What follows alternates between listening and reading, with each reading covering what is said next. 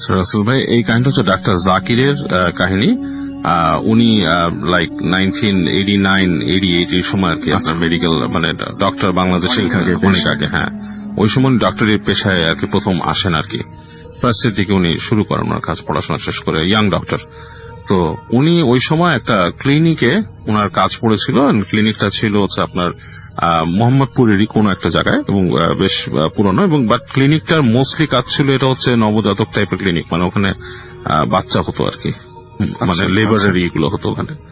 যাই হোক, তো উনি ওখানে আপনার কাজ করে। তো একদিন রাতে ওনার ডিউটি পড়ে, প্রথম দিকে আর কি, উনি ফার্স্ট যখন জয়েন করে ওনার ডিউটি পড়ে ওখানে। তো উনি রাতের বেলা বসে আছেন, কোনো মানে আর কি এক্স আউট পেশেন্ট কেউ নাই তখনও, ভর্তি একটা পেশেন্ট আছেন যে একটা রুমে ক্যাবিনে আছেন আর কি। ওনাদের যে ওয়ার্ড থাকে, ওয়ার্ডের মধ্যে নর্মালি ওরকম কোনো পেশেন্ট নাই, হাসপাতাল মোটামুটি ফাঁকাই বলা চলে, এবং আপনার নিচে আপনার আছে, ওই যে গার্ড আছে। তো মোটামুটি বলা যায়, এটা বলার কারণ হচ্ছে যে হাসপাতালটার মানে পরিবেশটা আমি বর্ণনা করছি আর কি ওই সময়। এবং হাসপাতালটা ছিল হচ্ছে পুরোনো একটা বাড়িতে, দ্যাট ইজ লাইক, তো এই ক্লিনিকটা ছিল হচ্ছে আপনার সেই পাকিস্তান আমলে কোনো বাড়িতে, বেশ বড় আর কি জায়গা নিয়ে। তো যাক, তো উনি বসে আছেন, ওনার উপরে ওনার কাজ হচ্ছে যে ওই যারা কেবিনে আছেন যদি কোনো প্রয়োজন হয় ওনাকে রাত্রেবেলা ডাকলে ওনার যেতে হবে, কাজ ওনারা হচ্ছে আপনার ডেলিভারির পেশেন্ট, যে কোনো সময় হতে পারে আর কি। তাদের যে নির্ধারিত ডাক্তার আছে তিনি কাজ করবেন, বাট ইমার্জেন্সি কিছু হলে ওনাকে যেতে হবে অ্যাজ এ নিউ ডাক্তার হিসেবে। যাক, তো উনি ওখানে বসে বসে নিজের মতো বই পড়ছেন, ম্যাগাজিন পড়ছেন, টাইম কাটাচ্ছেন। এরকম সময় উনি হঠাৎ ফিল করেন যে ওনার এই পাশ থেকে, মানে ওনার যে রুমের যে পাশে যে করিডোরের ওই পাশ থেকে কেউ একজন মানে কিছু একটা বলছে আর কি, লাইক কথার মতো আসছে কিন্তু কথাটা স্পষ্ট না। আচ্ছা, তো উনি ওই সাউন্ডটা শুনে আপনি মনে করেন যে কিছুক্ষণ কান পাতে, কে বলতেছে, কেউ কথা বলতেছে কিনা, আমার নিজেদের মধ্যে গল্প করছে কিনা, একটু ইগনোর করার চেষ্টা করে। বাট একসময় ওনার কাছে জিনিসটা বেশ বিরক্তিকর মনে হতে শুরু করে, যে লাইক ওনার নার্ভের মধ্যে লাগছে জিনিসটা। উনি উঠে যান, উঠে যেয়ে ওই বইটা রেখে উনি হেঁটে যান যে করিডোর দিয়ে উকি দেন। তো দেখেন যে করিডোরে এক মাথা হচ্ছে আপনার একটা বারান্দা, এবং এই পাশে তো কিছুই নাই, কিন্তু কোনো মানুষ করিডোরে নাই। আচ্ছা, উনি বলছে এরকম এই যে ফিস ফিস যে শব্দ, মানুষ কথা বলতেছে, এটা এত লাউড কেন হবে যে পুরা করিডোর পার হয়ে আমার এখানে আসছে। তো উনি হেঁটে হেঁটে হেঁটে হেঁটে হেঁটে ওদিকে যান, যে করিডোরের শেষ মাথায় যে উনি আস্তে করে রুকিয়ে দেন ডান দিকে। তো বারান্দার সামনে যে জায়গাটা, এক পাশে হচ্ছে আপনার ড্রেন, মানে ড্রেইনের যে লাইনটা, আগে আপনি যত জানেন রাসেল ভাই, আগে বলেছি যে মোহাম্মদপুর অঞ্চলটাতে যে ওই সময়কার আরবান প্ল্যানিং এ পেছনে ফায়ার এসকেপ রাখা হতো, কিন্তু পরবর্তীতে আমাদের নোংরা অভ্যাসের জন্য ময়লা ফেলে ফেলে ওটাকে একটা ডাস্টবিনের মতো বানায় ফেলা হয়েছিল। এখন আস্তে আস্তে একটু চেঞ্জ হচ্ছে পরিবেশটা, বাট স্টিল অলমোস্ট সেম হয়ে গেছে। যাই হোক, তো উনি ওই ড্রেনের ওখানে দেখেন এক পাশে ড্রেনের মানে নর্দমার মতো ওই সাইডটা, আর আরেক পাশে ঠিক কর্নারে মানুষ দাঁড়ায় আছে, দুইজন কথা বলতেছে। এবং উনি খেয়াল করে দেখছে যে মানুষগুলা ছায়া টাইপের, ইটস লাইক পুরোপুরি শরীর দেখা যাচ্ছে না। তো যতটুকু অন্ধকার, যতটুকু আলো, মানে স্ট্রিট ল্যাম্প দূরে আছে, নিয়ন আলো, নিয়ন লাইট জ্বলতেছে, এটাতে একটা মানুষের অবয়ব কিছুটা হলেও বোঝা যাওয়ার কথা, যে একটা মুখের এক অংশ পড়বে বা কিছু, সেরকম কিছু না। এবং তারা ফিসফিস করে কিছু বলতেছে নিজেদের ভেতরে। তো উনি যখন ওখানে গেছে, ইটস লাইক ওনার উপস্থিতিটা ওই দুজন বুঝে ফেলছে। আচ্ছা, বুঝে ফেলে মনে হলো আর কি, ওনার কাছে মনে হলো যে ওনার দিকে তাকাইছে দুজন, এবং তাকানোর পর ওনার কাছে শিরশির লাগছে কেন রাসেল ভাই, এই দুইটা মানুষেরই চোখ জল জল করতেছে। ইটস লাইক অন্ধকারে কুকুর বিড়ালের চোখ যেভাবে চলে সেরকম। তো উনি না একটা ধাক্কা খায়, উনি ধাক্কা খেয়ে ছিটকে ওখান থেকে, মানে ধাক্কা মানে ওর নিজের ভেতরে ভেতরে ধাক্কা খেয়ে নিজের অজান্তেই উনি ছিটকে পেছনে চলে আসে। পেছনে চলে আসে উনি চিন্তা করে যে মানে কি দেখলাম, ব্যাপারটা আসলে কি, এটা কি মানুষ? তো এরকম হওয়ার কথা না, কুকুরের মতো চোখ জ্বলতেছে। বাট উনি তো ডক্টর, ওনার অনেক সময় উনি পার করছে, উনি অপারেশন থিয়েটারে গেছে, অনেক কিছুই করছে, ডাক্তারদের তো অনেক কিছুর মধ্যে যেতে হয়। তো উনি খুব খুব অল্প সময় নিজেকে ধাতস্থ করে আবার উকি দেয়। দ্বিতীয়বার যখন উনি উকি দেয়, এবার যে দেখে যে ওখানে কিছুই নাই, বাতাস বইছে। তখন তো আপনার ওই বাতাস বইছে আর কি আপনার ওই গরমকাল আর কি, গ্রীষ্মকাল, হালকা বাতাস বইছে, কোন নর্মাল একটা সময় মানুষ নেই কোনো। এবং তখন শুনতে পাই যে একটা বিড়াল খুব ডাকতেছে নিচ থেকে, ম্যাও ম্যাও করে বিড়াল ডাকতেছে। উনি বিড়ালের ডাক, এটাকে উনি ইগনোর করতেছে কি। তারপর উনি আবার বেশি করে উনি হেঁটে যায়, যে দেখে ওই যে ঠিক ওনার বারান্দার নিচে যে ড্রেনের অংশটা, ওইখানে ঠিক দুইটা কালো বিড়াল, যে কালো রঙের বিড়াল, কারণ অন্ধকারে মিশমিশে আছে ওটা দুইটা, ওখানে তার ম্যামো করতেছে এবং ওরা যে তাকাইছে উপরে ঠিক ওভাবে চোখ জ্বলতেছে। তো এবার দেখে উনি জাস্ট একটা ঘুষ বাম্প হয় ওনার, এবং উনি বেশ অস্বস্তি ফিল করে উনি আস্তে করে হেঁটে চলে আসেন এখানে। তো আসার পরে উনি খেয়াল করেন ওই ক্লিনিকের একটা রুম আছে, রুমটা তালাবদ্ধ, এবং ওই রুম সম্বন্ধে কিন্তু ওনাকে কিছুই অবহিত করেন ওইখানকে যে হাসপাতালের ম্যানেজার বা সামথিং লাইক দ্যাট, ওনাকে কিছুই অবহিত করেন এখানে ওই সম্পর্কে। তো উনি রুমটাকে দেখে এবং চিন্তা করলো যে এটা সম্বন্ধে আমি জিজ্ঞেস করি না, আমি এখানে জবে ঢুকছি প্রায় 1 সপ্তাহ, আমি জয়েন করলাম গতকালকে, বাট এটা আমার জানা উচিত ছিল যে এটা কিসের রুম, এটা তো ওটিও না ইও না। উনি হেঁটে এসে উনি আবার রুমের মধ্যে বসে উনি ওই ওনাদের যে ল্যান্ডফোন নিয়ে ওখানে ডায়াল করে ওনাদের ওই লোকের নাম্বারে, ম্যানেজারের যে বাসা সেখানে ডায়াল করে। তো ম্যানেজার রাত্রেবেলা ঘুম বলে উঠে বলে কি হয়েছে, বলে যে আপনাদের, আমি তো এখানে ডিউটি করতেছি, আমার তো নতুন, তো আপনার এই যে রুম এখানে একটা আমি তালাবদ্ধ দেখলাম, এটার মানে ব্যাপারটা কি? তো বলতে আপনার এত রাত্রে এটা নিয়ে কেন মাথা ব্যথা হইতেছে, আপনি রাত্রে কি আপনার মাথা খারাপ কি হয়েছে? বলে যে না, আমার কাছে একটু অস্বস্তি লাগতেছে এরকম এসে। তো বলে যে না, ওইটা আপনার বলবো না, আমি কালকে দেখা হলে বলবো না, আপনি এটা নিয়ে মাথা কামাইতেছেন কেন, চুপচাপ থাকেন। তো ডাক্তার উনি ফোনটা রেখে দেয়, ফোন রেখে উনি ওখানে বসে থেকে উনি ঝিমায় আর কি, উনি শুয়ে থাকে আর কি, ওনার ইসের মধ্যে বই পড়তে চেয়ারে হেলান দিয়ে শুয়ে থাকে। তো এই সময় ওনার যখন একটু ঝিমুনি চলে আসছে, উনি ঝিমুনির মধ্যে দেখতেছে আধো তন্দ্রা আধো ইসের মধ্যে একটা মহিলাটা বেশ মনে করেন যে মাঝ বয়সী হবে, মনে করেন মাঝ বয়সী বলতে বয়স হয়ে যায় আসলে সেটা ঠিক না, 30-35 এরকম বয়স হবে একটা মহিলা, শাড়ি পরা, ওনার রুমে আসছে এবং চুলগুলো এলোমেলো, এবং মনে হচ্ছে যে ওনার আঁচলে এবং পেটের কাছে বেশ রক্ত, ব্লাড। সে বলছে যে আমার বাচ্চাটাকে নিয়ে গেলেন, এভাবে করে বলতেছে, বেশ চোখ বড় বড় করে। এবং উনি এটা দেখে না, ওনার মনে হচ্ছে যে ওনার দরজা দিয়ে ঢুকছে, উনি ধর্মড় করে উঠে বসছে, উঠে তাকায় দেখে কেউ নাই রুমের ভেতরে, রুমটা পুরা মানে আপনার নর্মাল। তো উনি জিনিসটার এতই রিয়েলিস্টিক লাগছে, এতটাই ভয় পাইছে, উনি ওই রুমের মধ্যে থাকতেই পারেন না, উনি হেঁটে নিচে চলে আসেন। এসে যে উনি ওনার পেশেন্টদের একটু খবর নেন, বলে যে সব ঠিক আছে। উনি নিচে এসে দারোয়ানকে বলেন যে তোমাদের এখানে কি সমস্যাটা কি? বলে কেন স্যার, কি হয়েছে? বলে যে না, আমি এখানে এরকম দুইটা ছোটখাটো ব্যাপার হয়েছে, আমার কাছে জিনিসটা একটু অ্যাবনর্মাল লাগতেছে। তো বলে না স্যার কিছু না, ওই 2 তলা ওখানে। তখন জিজ্ঞেস করে কি, মানে আমতা করতেছে। বলে যে ওই পাশে হচ্ছে আপনার অ্যাবর্শন রুম, ওইখানে অ্যাবর্শন করা হতো আর কি। তো এখানে মানুষজন অনেক সময় উল্টাপাল্টা কিছু জিনিসপত্র দেখে, স্যার এটা নিয়ে চিন্তা করেন না, আপনি তো ডাক্তার, আপনার এটা নিয়ে তো এতই করা কিছু না। তো ওনার কাছে না জিনিসটা খুব খারাপ লাগে।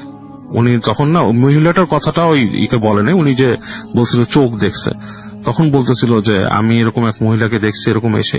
বলে স্যার কত কিছুই মানুষ দেখে, এখানে অনেক কিছু হয়, মানুষ তো অনেক সময় মারাও যায়, স্যার আপনি এগুলো নিয়ে আর করেন না, বাদ দেন স্যার বলে। তো উনি তখনই ডিসাইড করেন যে উনি এখানে আর ওই ট্রিটি করবেন না আর কি, উনি বের হয়ে চলে আসেন। তো উনি পরে ম্যানেজারের সাথে কথা বলছিলেন, ম্যানেজার বলছে আপনাকে তো আমি এটা মানে ওই সময় বলতে চাই না, কিছু না, এটা থাকেই, এরকম ক্লিনিকে প্রায় থাকে, যদিও বর্তমান সময় জিনিসগুলো অনেক কড়াকড়ি হয়ে গেছে, এগুলো এখন আর হয় না, অনেকটাই হয় না আর কি, শহরের মধ্যে তো ওরকম অনেক কড়াকড়ি হয়েছে, বাট তো ওইখানে উনি এভাবেই আর কি ভয় পান আর কি, জিনিসটা এটাই রাসেল ভাই কাহিনীটা। ওকে, থ্যাংক ইউ সো মাচ বাবু ভাই, থ্যাংক ইউ।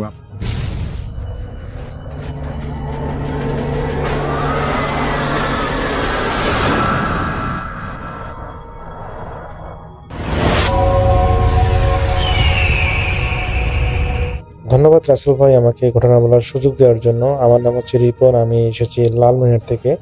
রাসেল ভাই, আজকে যে ঘটনাটা আমি শেয়ার করব, এই ঘটনাটা ঘটেছিল আমাদেরই গ্রামের একটা ছেলের চাচার সাথে।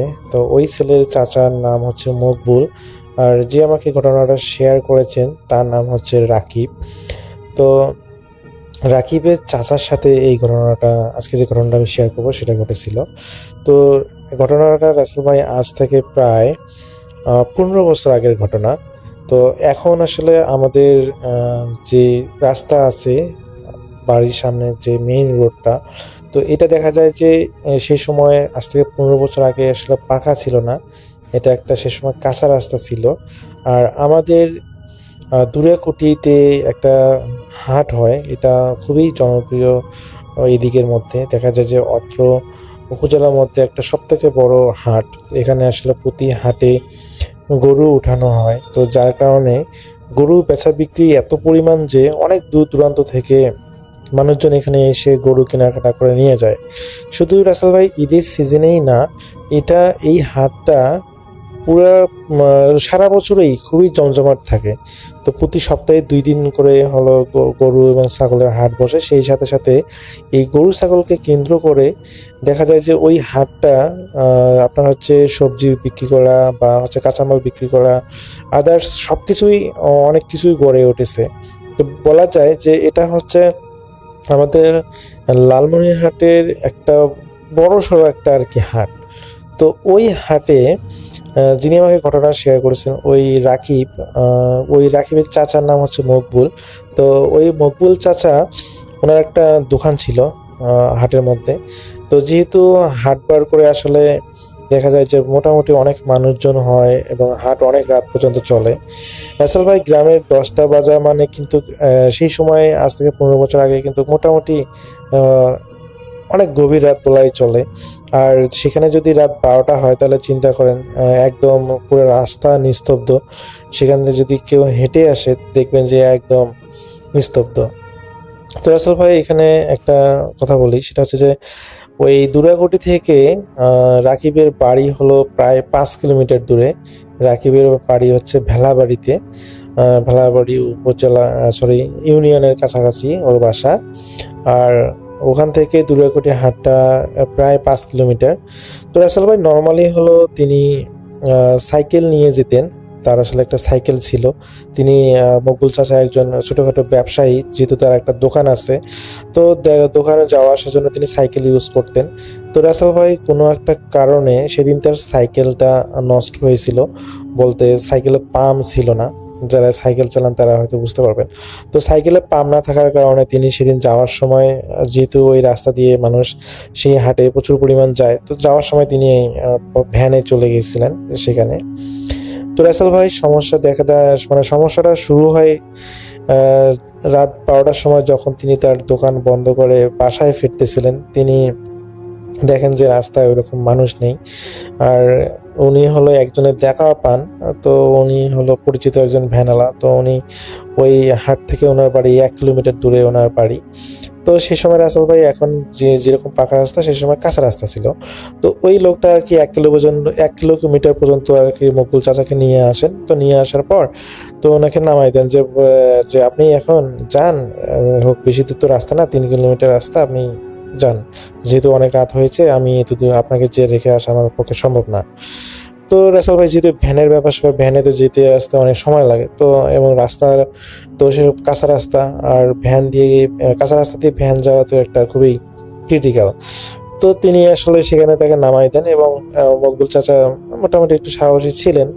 তো তিনি চিন্তা করেন যে এটা কোনো ব্যাপার না, কতক্ষণ আর লাগবে, হয়তো 45 মিনিট বা 40 মিনিটে তিনি তো বাসায় পৌঁছাতেই পারবেন, টেনশনের তো কিছু নেই। তো তিনি হাঁটা শুরু করেন। তো তিনি হাঁটতে আছেন।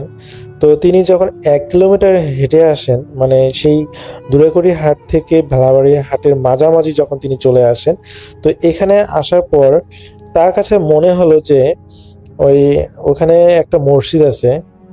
মসজিদটা অনেক পুরনো একটা মসজিদ। এখন আসলে আধুনিকায়ন করা হয়েছে, এখন ওখানে কোরআন শিক্ষা দেয়া হয়। তো সেই সময় আসলে আজ থেকে 15 বছর আগে ওই মসজিদটা খুবই পুরনো একটা মসজিদ ছিল, যদিও এখন এটা ভেঙে আর কি সংস্কারের কাজ করা হয়েছে। তো সেই সময় ওই মসজিদটা, আমি নাম বলতে পারলাম না রাসেল ভাই।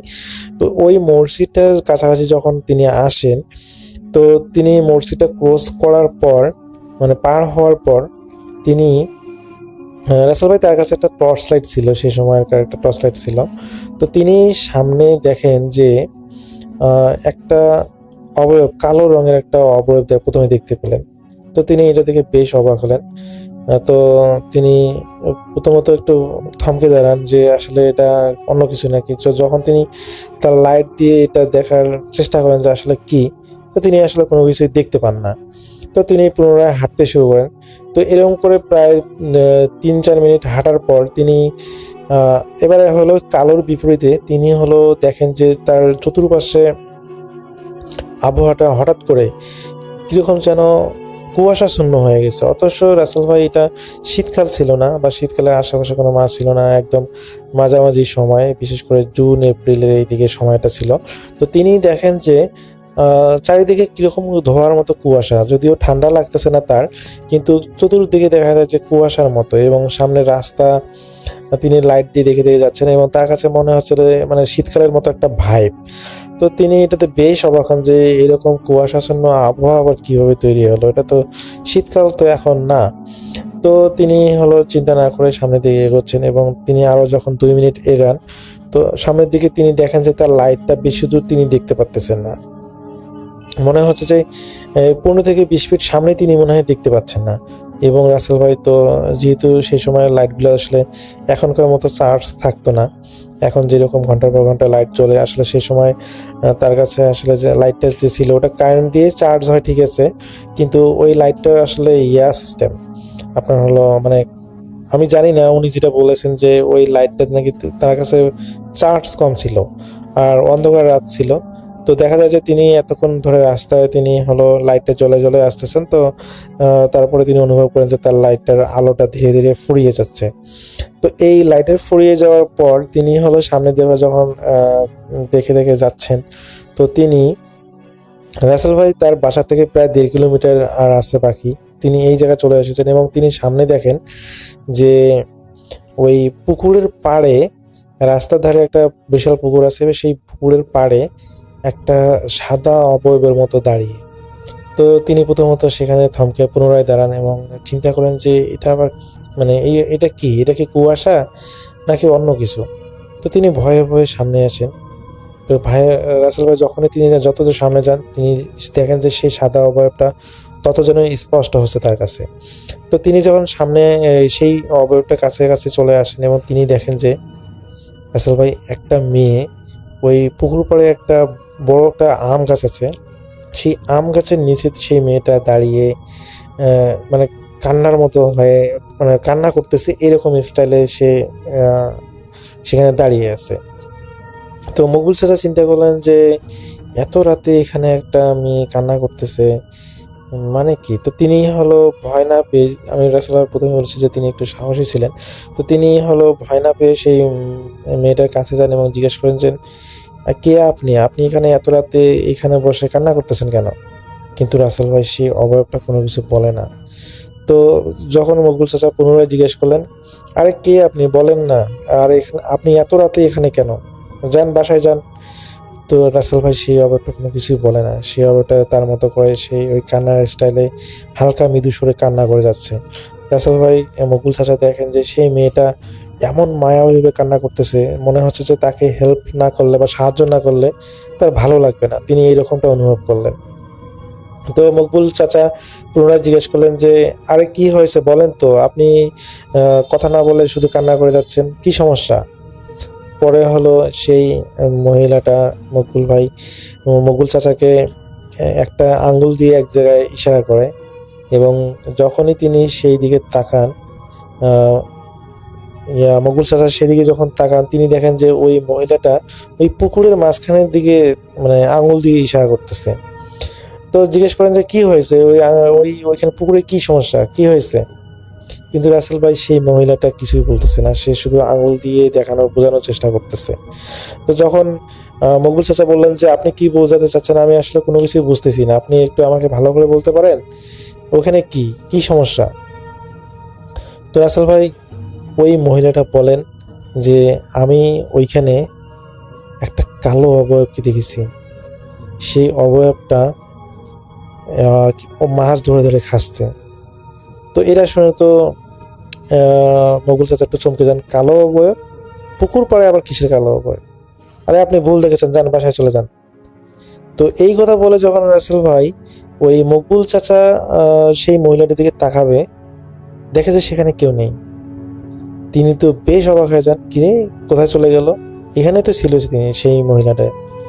তো এটা দেখে তিনি তো প্রচন্ড পরিমাণ ভয় পেয়ে যান, যদিও তিনি একটু সাহসী ছিলেন, কিন্তু হঠাৎ করে মেয়েটা ভেনিশ হওয়ার কারণে তিনি প্রচন্ড পরিমাণে একটু ভয় পেয়ে যান। এবং রাসেল ভাই যেহেতু ওই মেয়েটা সামনে ওই পুকুরের একটা কালো অবয়বের কথা বলেছিল, এখন তার কাছে মনে হচ্ছে যে সে এদিকে গেলে মনে হয় তার বিপদ হবে, কিন্তু এখন এইদিকে যদি না যায়, এই রাস্তায় একই রাস্তা দিয়ে যদি না যেয়ে যদি তিনি ঘুরে যান, তাহলে তাকে আরো প্রায় আধা ঘন্টা ঘুরে যেতে হবে, এবং সেই রাস্তায় আসলে আরো বাজে অবস্থা। তো ওই রাস্তা দিয়ে গেলে আসলে দেখা যায় যে একদম গ্রামের ভিতর দিয়ে, মানুষের বাসার ভিতর দিয়ে উঠান পার হয়ে যেতে হয়, যেটা খুবই বিরক্তকর।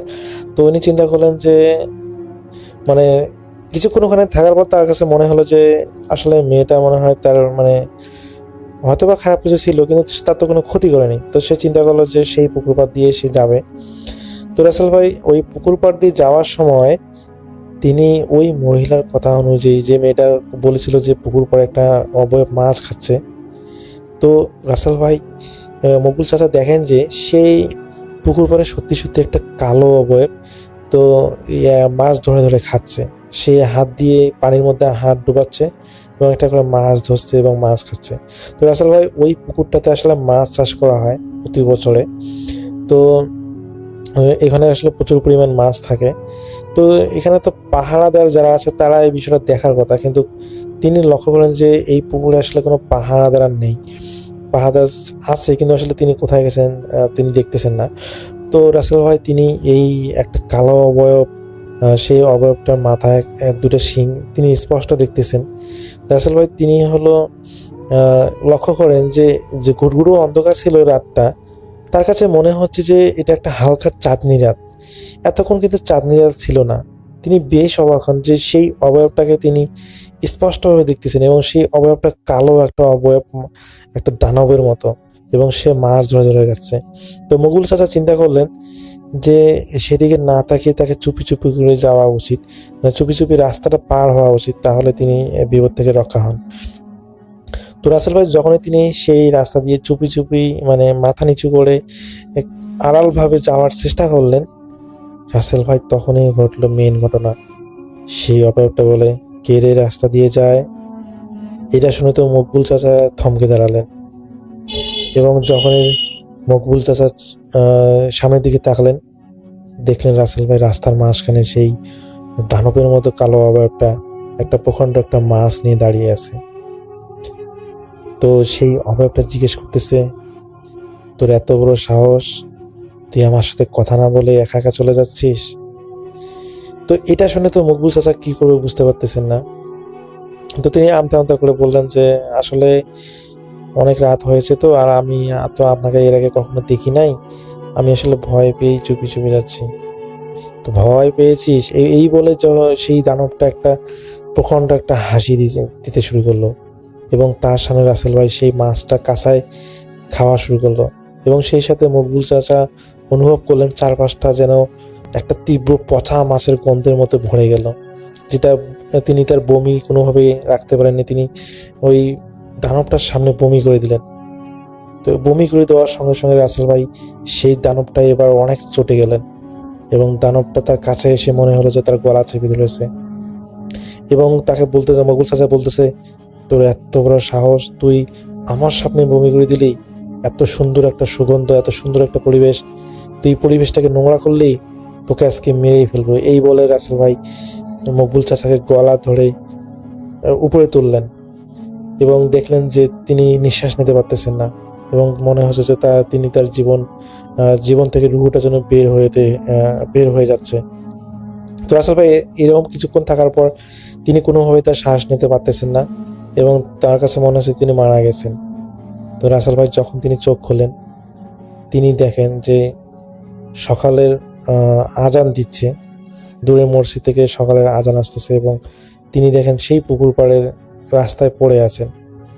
তো তিনি তড়িঘড়ি করে ওঠেন, এবং তার ওই ঘটনার কথা মনে পড়ে, এবং তিনি কোনো কিছু চিন্তা না করে এক দৌড়ে তিনি আসলে বাসায় চলে আসেন। তো বাসায় আসার পরে রাসেল ভাই প্রায় 1 কিলোমিটার রাস্তা তিনি দৌড়ে আসার কারণে তিনি প্রচণ্ড পরিমাণে হাঁপিয়ে যান, এবং বাসায় এসে তিনি পুনরায় জ্ঞান হারিয়ে ফেলেন। তো বাসার লোকজন যখন তাকে বাসায় নিয়ে যায় এবং জিজ্ঞেস করে যে কী হয়েছে, জ্ঞান ফেরার পর যখন জিজ্ঞেস করে যে কী হয়েছে, পরে তিনি সমস্ত ঘটনা খুলে বলেন। তো রাসেল ভাই এরপরে আসলে মকবুল চাচার সাথে আর কোনো ঘটনা ঘটেনি। তিনি জানিয়েছেন যে তিনি প্রায় নাকি ওই সাদা কাপড় পরা মেয়েটাকে দেখেন সেই আম গাছটার নিচে, কিন্তু তিনি আসলে চেষ্টা করেন যে কারো না কারোর সাথে তিনি আসতে, যেহেতু তার সাইকেল আছে, তিনি দেখা যায় তার দোকান বন্ধ করে তাড়াতাড়ি আসতেন। এরকম করে তিনি প্রায় 6 মাস কন্টিনিউ করেন। তো এরপরে আসলে তিনি বিষয়টা মোটামুটি এক প্রকার ভুলে যান। তো এরপরে তার সাথে আর এই ধরনের কোনো ঘটনা ঘটেনি। তো রাসেল ভাই, এটা ছিল রাকিবের চাচার ঘটনা। আমার কাছে ঘটনাটা একটু ভালো লেগেছিল, যার কারণে আপনার কাছে শেয়ার করা। এই ছিল রাসেল ভাই আমার ঘটনা।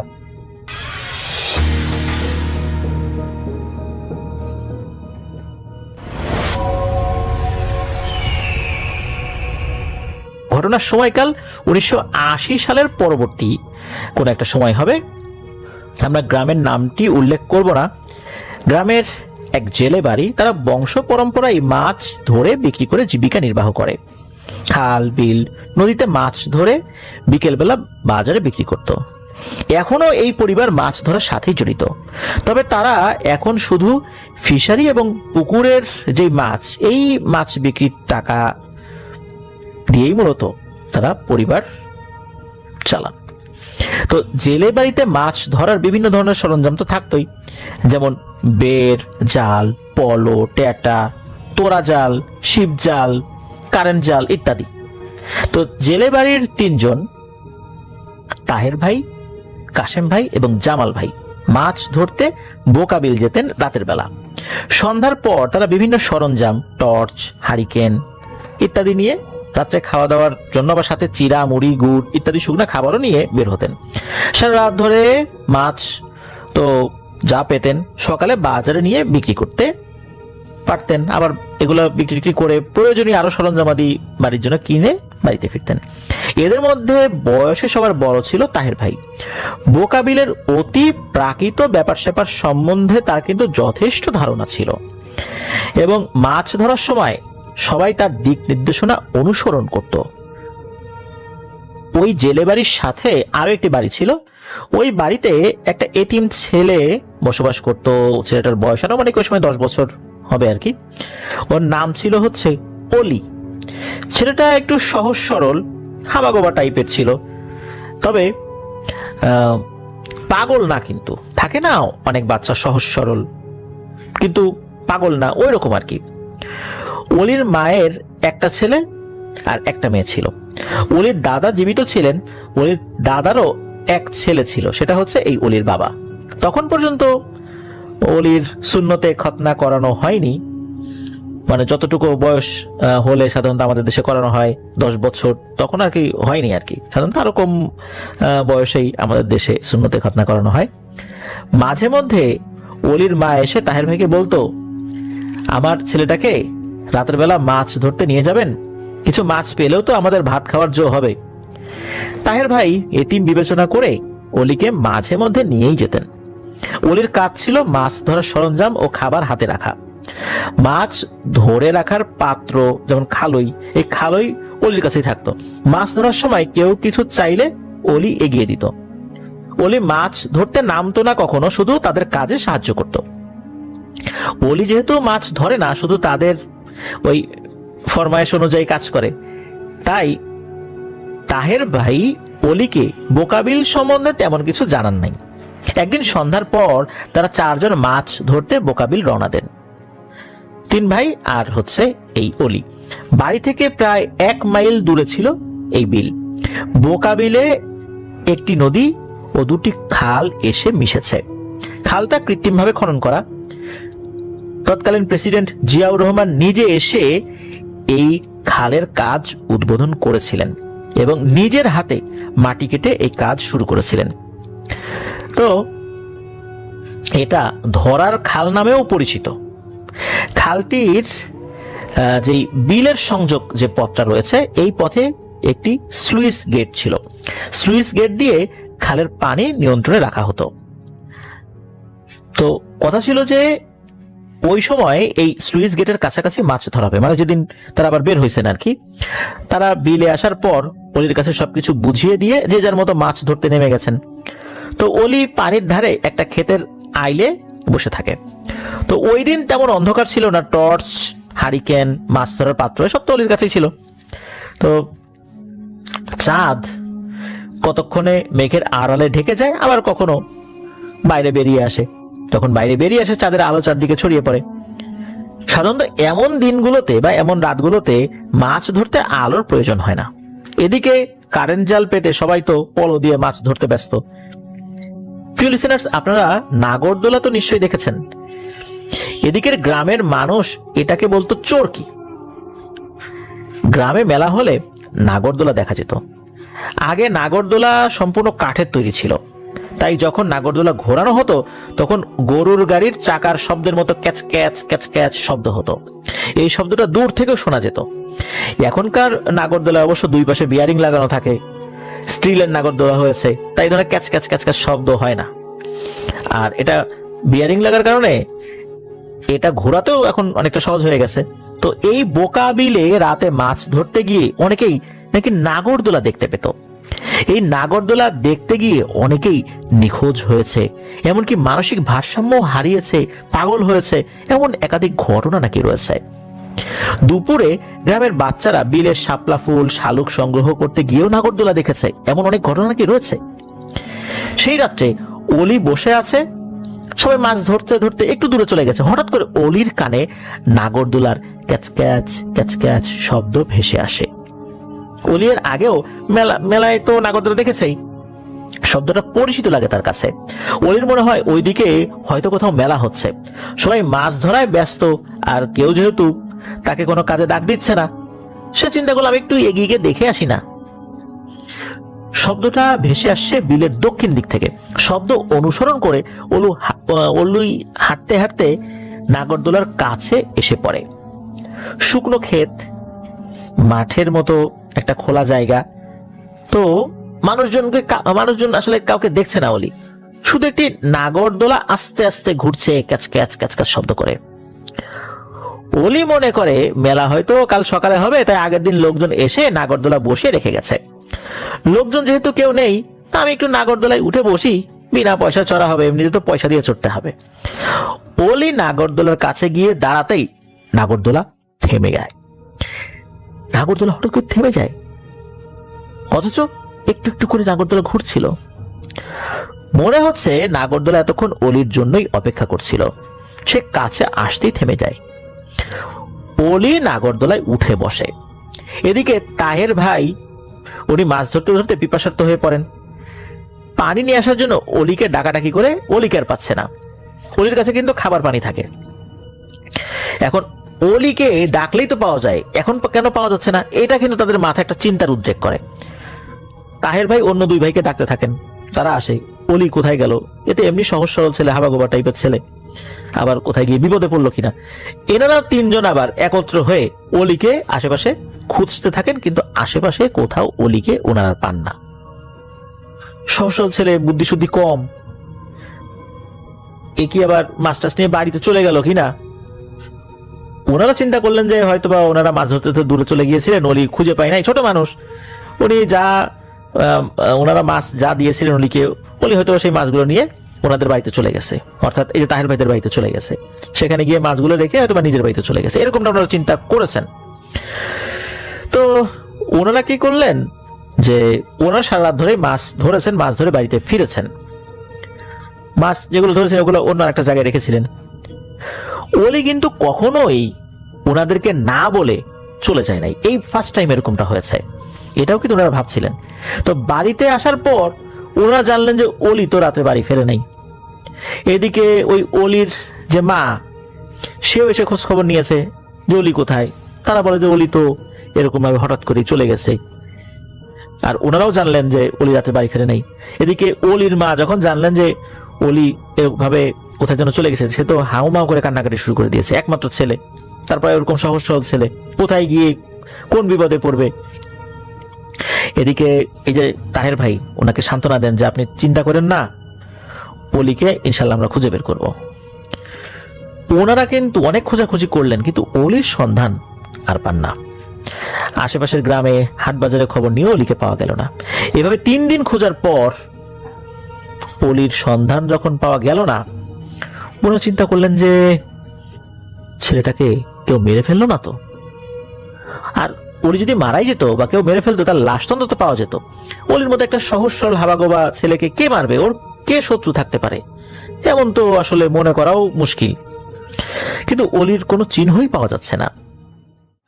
অলি কিন্তু খুব ভালো সাঁতার জানতো, পানিতে ডুবে যাওয়ারও কথা না, হারিয়ে গেলেও ফিরে আসার কথা। সে এতটা হাবাগোবা না যে সে হারিয়ে গেলে ফেরত আসতে পারবে না।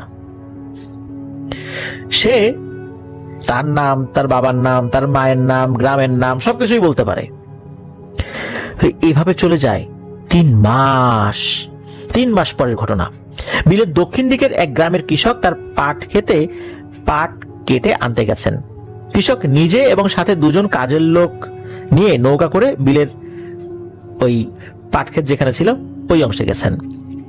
পাট কাটার মৌসুমে আবার বিলে পানি থাকে, তাই পাট কেটে নৌকায় করে কাছাকাছি এনে বিলের পানিতে পাট চুবিয়ে রেখে জাগ দিতে হয়। জাগ না দিলে কিন্তু এই পাট থেকে আঁশ আলাদা করা যায় না। এটা আমাদের এলাকায় জাগ বলে, হয়তো বা অন্য এলাকায় অন্য কোনো কিছু বলতে পারে। অর্থাৎ ওই পাটখড়িটা পানিতে রেখে এটা পচাতে হয়। তো যাই হোক, ওই কৃষক দুপুরে ক্ষেতের আইলে নৌকা বেঁধে খাবার খেতে বসেছেন ক্ষেতের এক পাশে। তপ্ত রোদ ছিল সেই দিন। খাবার খাওয়ার এক পর্যায়ে একটা দমকা হাওয়া লাগে তাদের শরীরে। বাতাসে পাট গাছগুলো দোলা দিয়ে ওঠে। বাতাস স্বাভাবিক ব্যাপার হলেও এমন একটা ঝটকা বাতাস কিন্তু সেদিন আর আসেনি। খাবার খেয়ে একটু হুক্কা টানবেন ওনারা। যখন হুক্কা নিয়ে নৌকার কাছে এসেছেন, অর্থাৎ নৌকা এসেছেন, একটা ছেলে লুঙ্গি আর গেঞ্জি পরে গামছা পেঁচিয়ে বসে রয়েছে। বসে না, আসলে এমন ভাবে ওই নৌকায় বসে রয়েছে, মাথাটা একপাশে ঠেকিয়ে ঘুমাচ্ছে।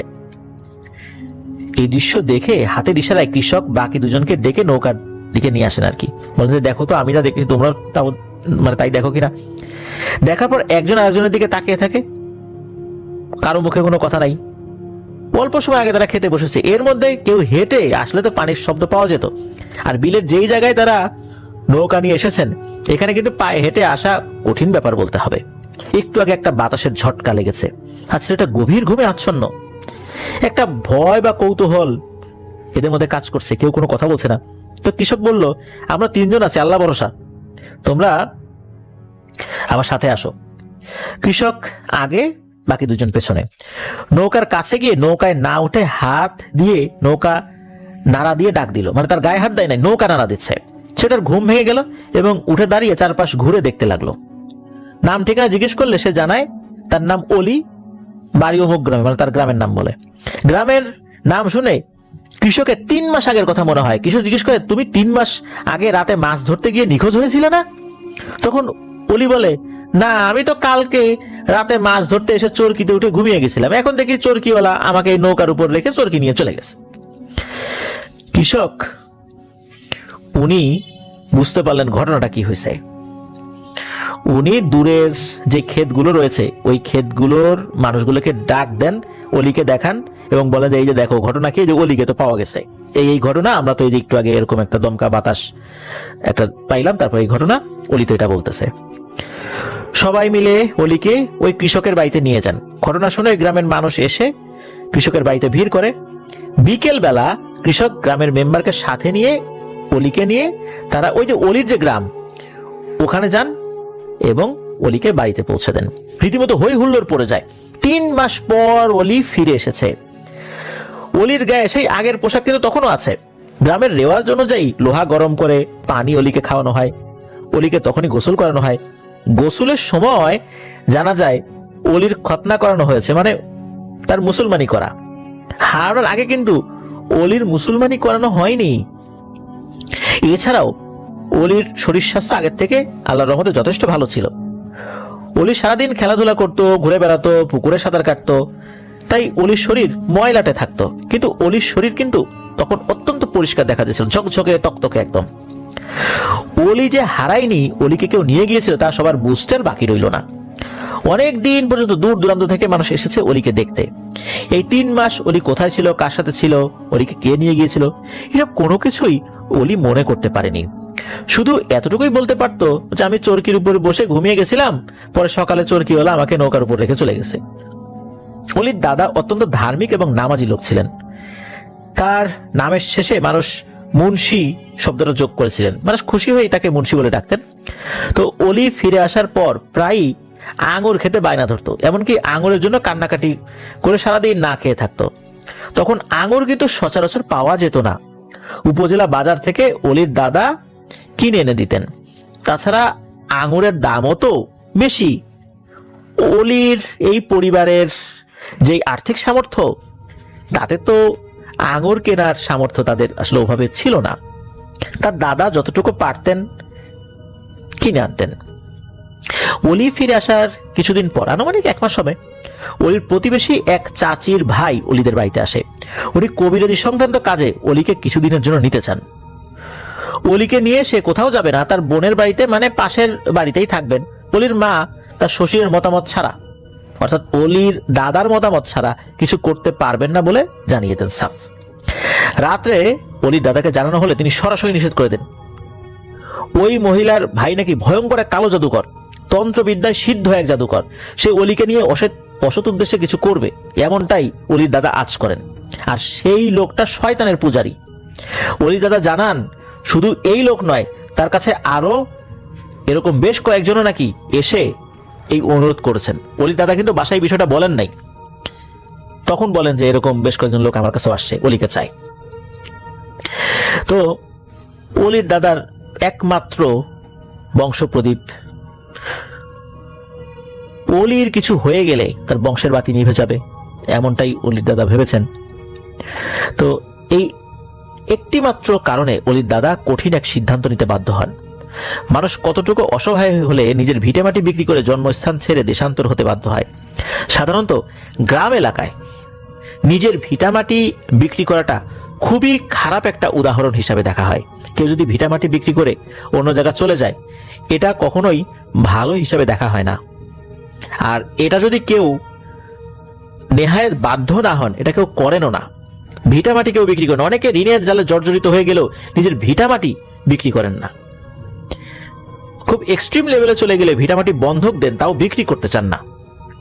আর কারো ভিটামাটি দখল করা, কারো ভিটামাটি দখল করে কাউকে সেটা থেকে উচ্ছেদ করাটাও এটা খুব বড় ধরনের অভিশাপ লাগার কারণ হয়ে দাঁড়ায়।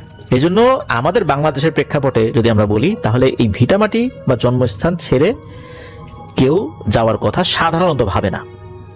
অলির দাদা সেই কাজটি করেছিলেন নেহায়েত বাধ্য হয়ে।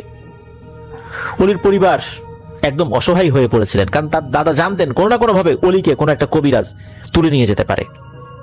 তাই বাধ্য হয়ে উনি সিদ্ধান্ত নিয়েছিলেন। অলির পরিবার যেহেতু খুবই গরিব ছিল, তাই অলির মা বাধ্য হয়ে আবার যান সেই জেলের বাড়ি, ওই জেলে বাড়ি তাহের ভাইয়ের কাছে।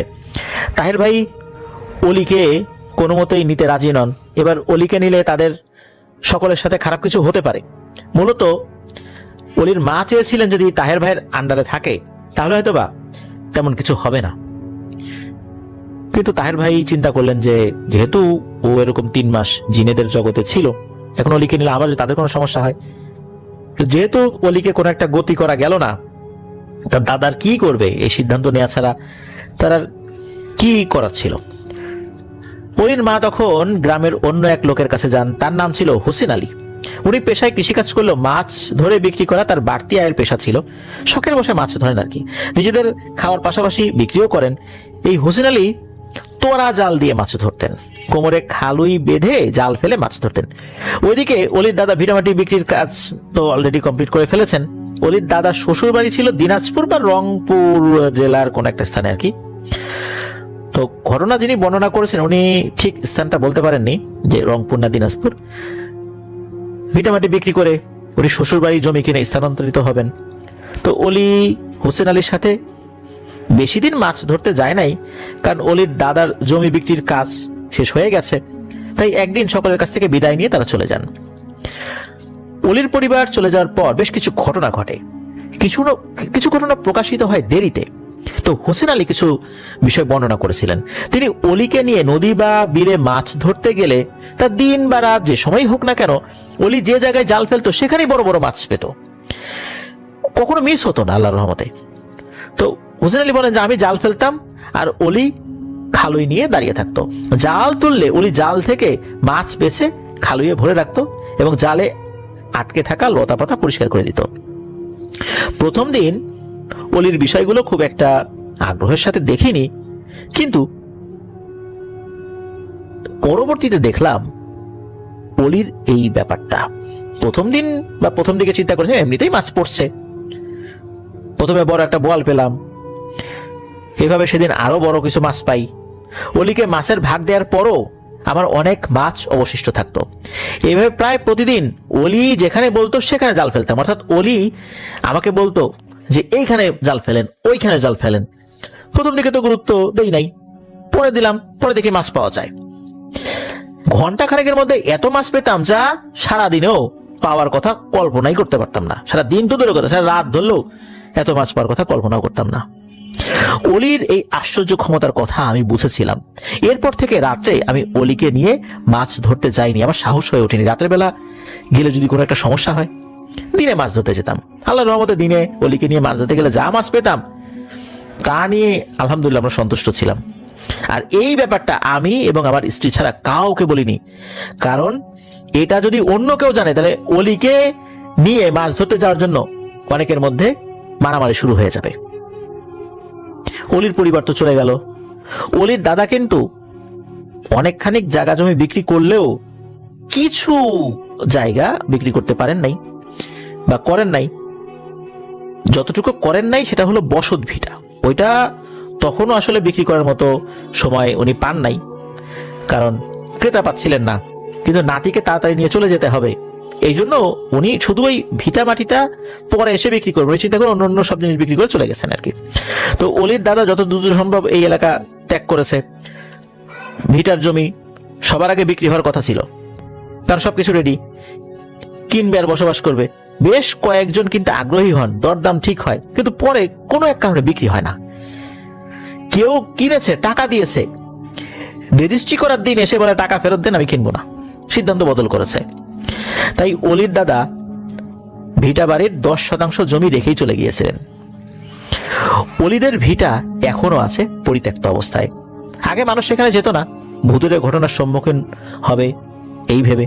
দিনের বেলায় কেউ যাচ্ছে, হঠাৎ একটা ঢিল এসে পড়ে গায়ে, রাত্রে আগুনের ফুলকি দেখা যেত, কান্নার শব্দ ভেসে আসতো। এরকম নানান কারণে মানুষ ওদিকে যেত না। এখন অবশ্য আশেপাশে বাড়িঘর হয়েছে, বেড়েছে মানুষের যাতায়াত, তাই কোনো ধরনের ভৌতিক ঘটনা এখন আর চোখে পড়ে না। ওই যে প্রতিবেশী এক চাচির তান্ত্রিক ভাই, যার কথা আমরা বলেছিলাম, এক তান্ত্রিক মামা আর কি, তার বাড়ি ছিল গফরগাঁও উপজেলায়। পরে জানা যায় তান্ত্রিক মূলত কালো জাদুর আশ্রয় নিয়েছিল।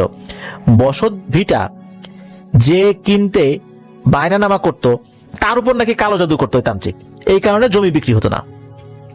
অলির পরিবার যেন এই এলাকা ছেড়ে যেতে না পারে, এই জন্য অলির পরিবার চলে যাওয়ার পর বসত ভিটায় ভুতুরে ঘটনা হতো মূলত ওই কালো জাদুর প্রভাবে। ওই তান্ত্রিক অলিদের পরিবার চলে যাওয়ার পরও নাকি জাদুর মাধ্যমে অনেক চেষ্টা করেছে অলিকে ফিরিয়ে আনার জন্য। অলির উপর কালো জাদু করার জন্য নাকি উল্টো তার নিজের উপরই প্রভাব পড়েছে। কোনো এক অজানা শক্তি আল্লাহর রহমতে অলির পরিবারকে রক্ষা করত। সে যা করত অলিদের পরিবারের উপর, তার উল্টো হয়ে ওই তান্ত্রিকের পরিবারের উপর এসেই পড়ত। তান্ত্রিক এক পর্যায়ে নিজ পরিবারকে বাঁচাতে পরিবার থেকে পৃথক হয়ে যান, আলাদা একা এক বাড়িতে থাকতে শুরু করেন। একদিন সকালবেলা রেল লাইনে কাটা অবস্থায় তান্ত্রিকের লাশ পাওয়া যায়। তান্ত্রিক মারা যাওয়ার পর তার বোনের কাছ থেকে এসব তথ্য জানা যায়। বোন সহ বোনের বাড়ির অনেকেই এসব জানতো, কিন্তু ভয় প্রকাশ করতো না। তান্ত্রিক মারা যাওয়ার পর সবকিছু প্রকাশিত হয়। তান্ত্রিকের বোন মানে অলির এই প্রতিবেশী চাচির ছেলে নাকি পানিতে ডুবে মারা গিয়েছিল, তারই আপন মামার জাদুর উল্টো প্রভাবে। ছেলে যখন হারিয়ে গেছে, ছেলে মারা গেছে আর কি, ছেলে হারানোর পর উনিও তখনও ভয়ে মুখ খোলেন নাই। এলাকার বয়োজ্যেষ্ঠ মুরব্বীদের অনেকেই বলেন অলি নাকি একবার এসেছিল এই এলাকায় তার দাদা মারা যাবার পর, কিন্তু এই কথা নির্ভরযোগ্য সত্যতা নিশ্চিত আসলে হয় না। অলিদের বসত ভিটায় সেই 10% জমি এখনো আছে। অলিদের পরিবার চলে যাওয়ার পর কেউ তাদের সম্বন্ধে বলতে পারে না, কেউ কিছু জানেও না। তারা কখনো এখানে এসেছে বলে বা কারোর সাথে যোগাযোগ করেছে বলে কোনো তথ্যও পাওয়া যায় না। আসলে অলির বিষয়টা সম্পূর্ণ এক রহস্যে ঘেরা। অলি কি বর্তমানে জীবিত আছে, কোথায় আছে, বিষয়টা জানা যায় না। হতে পারে অলি জীবিত আছে।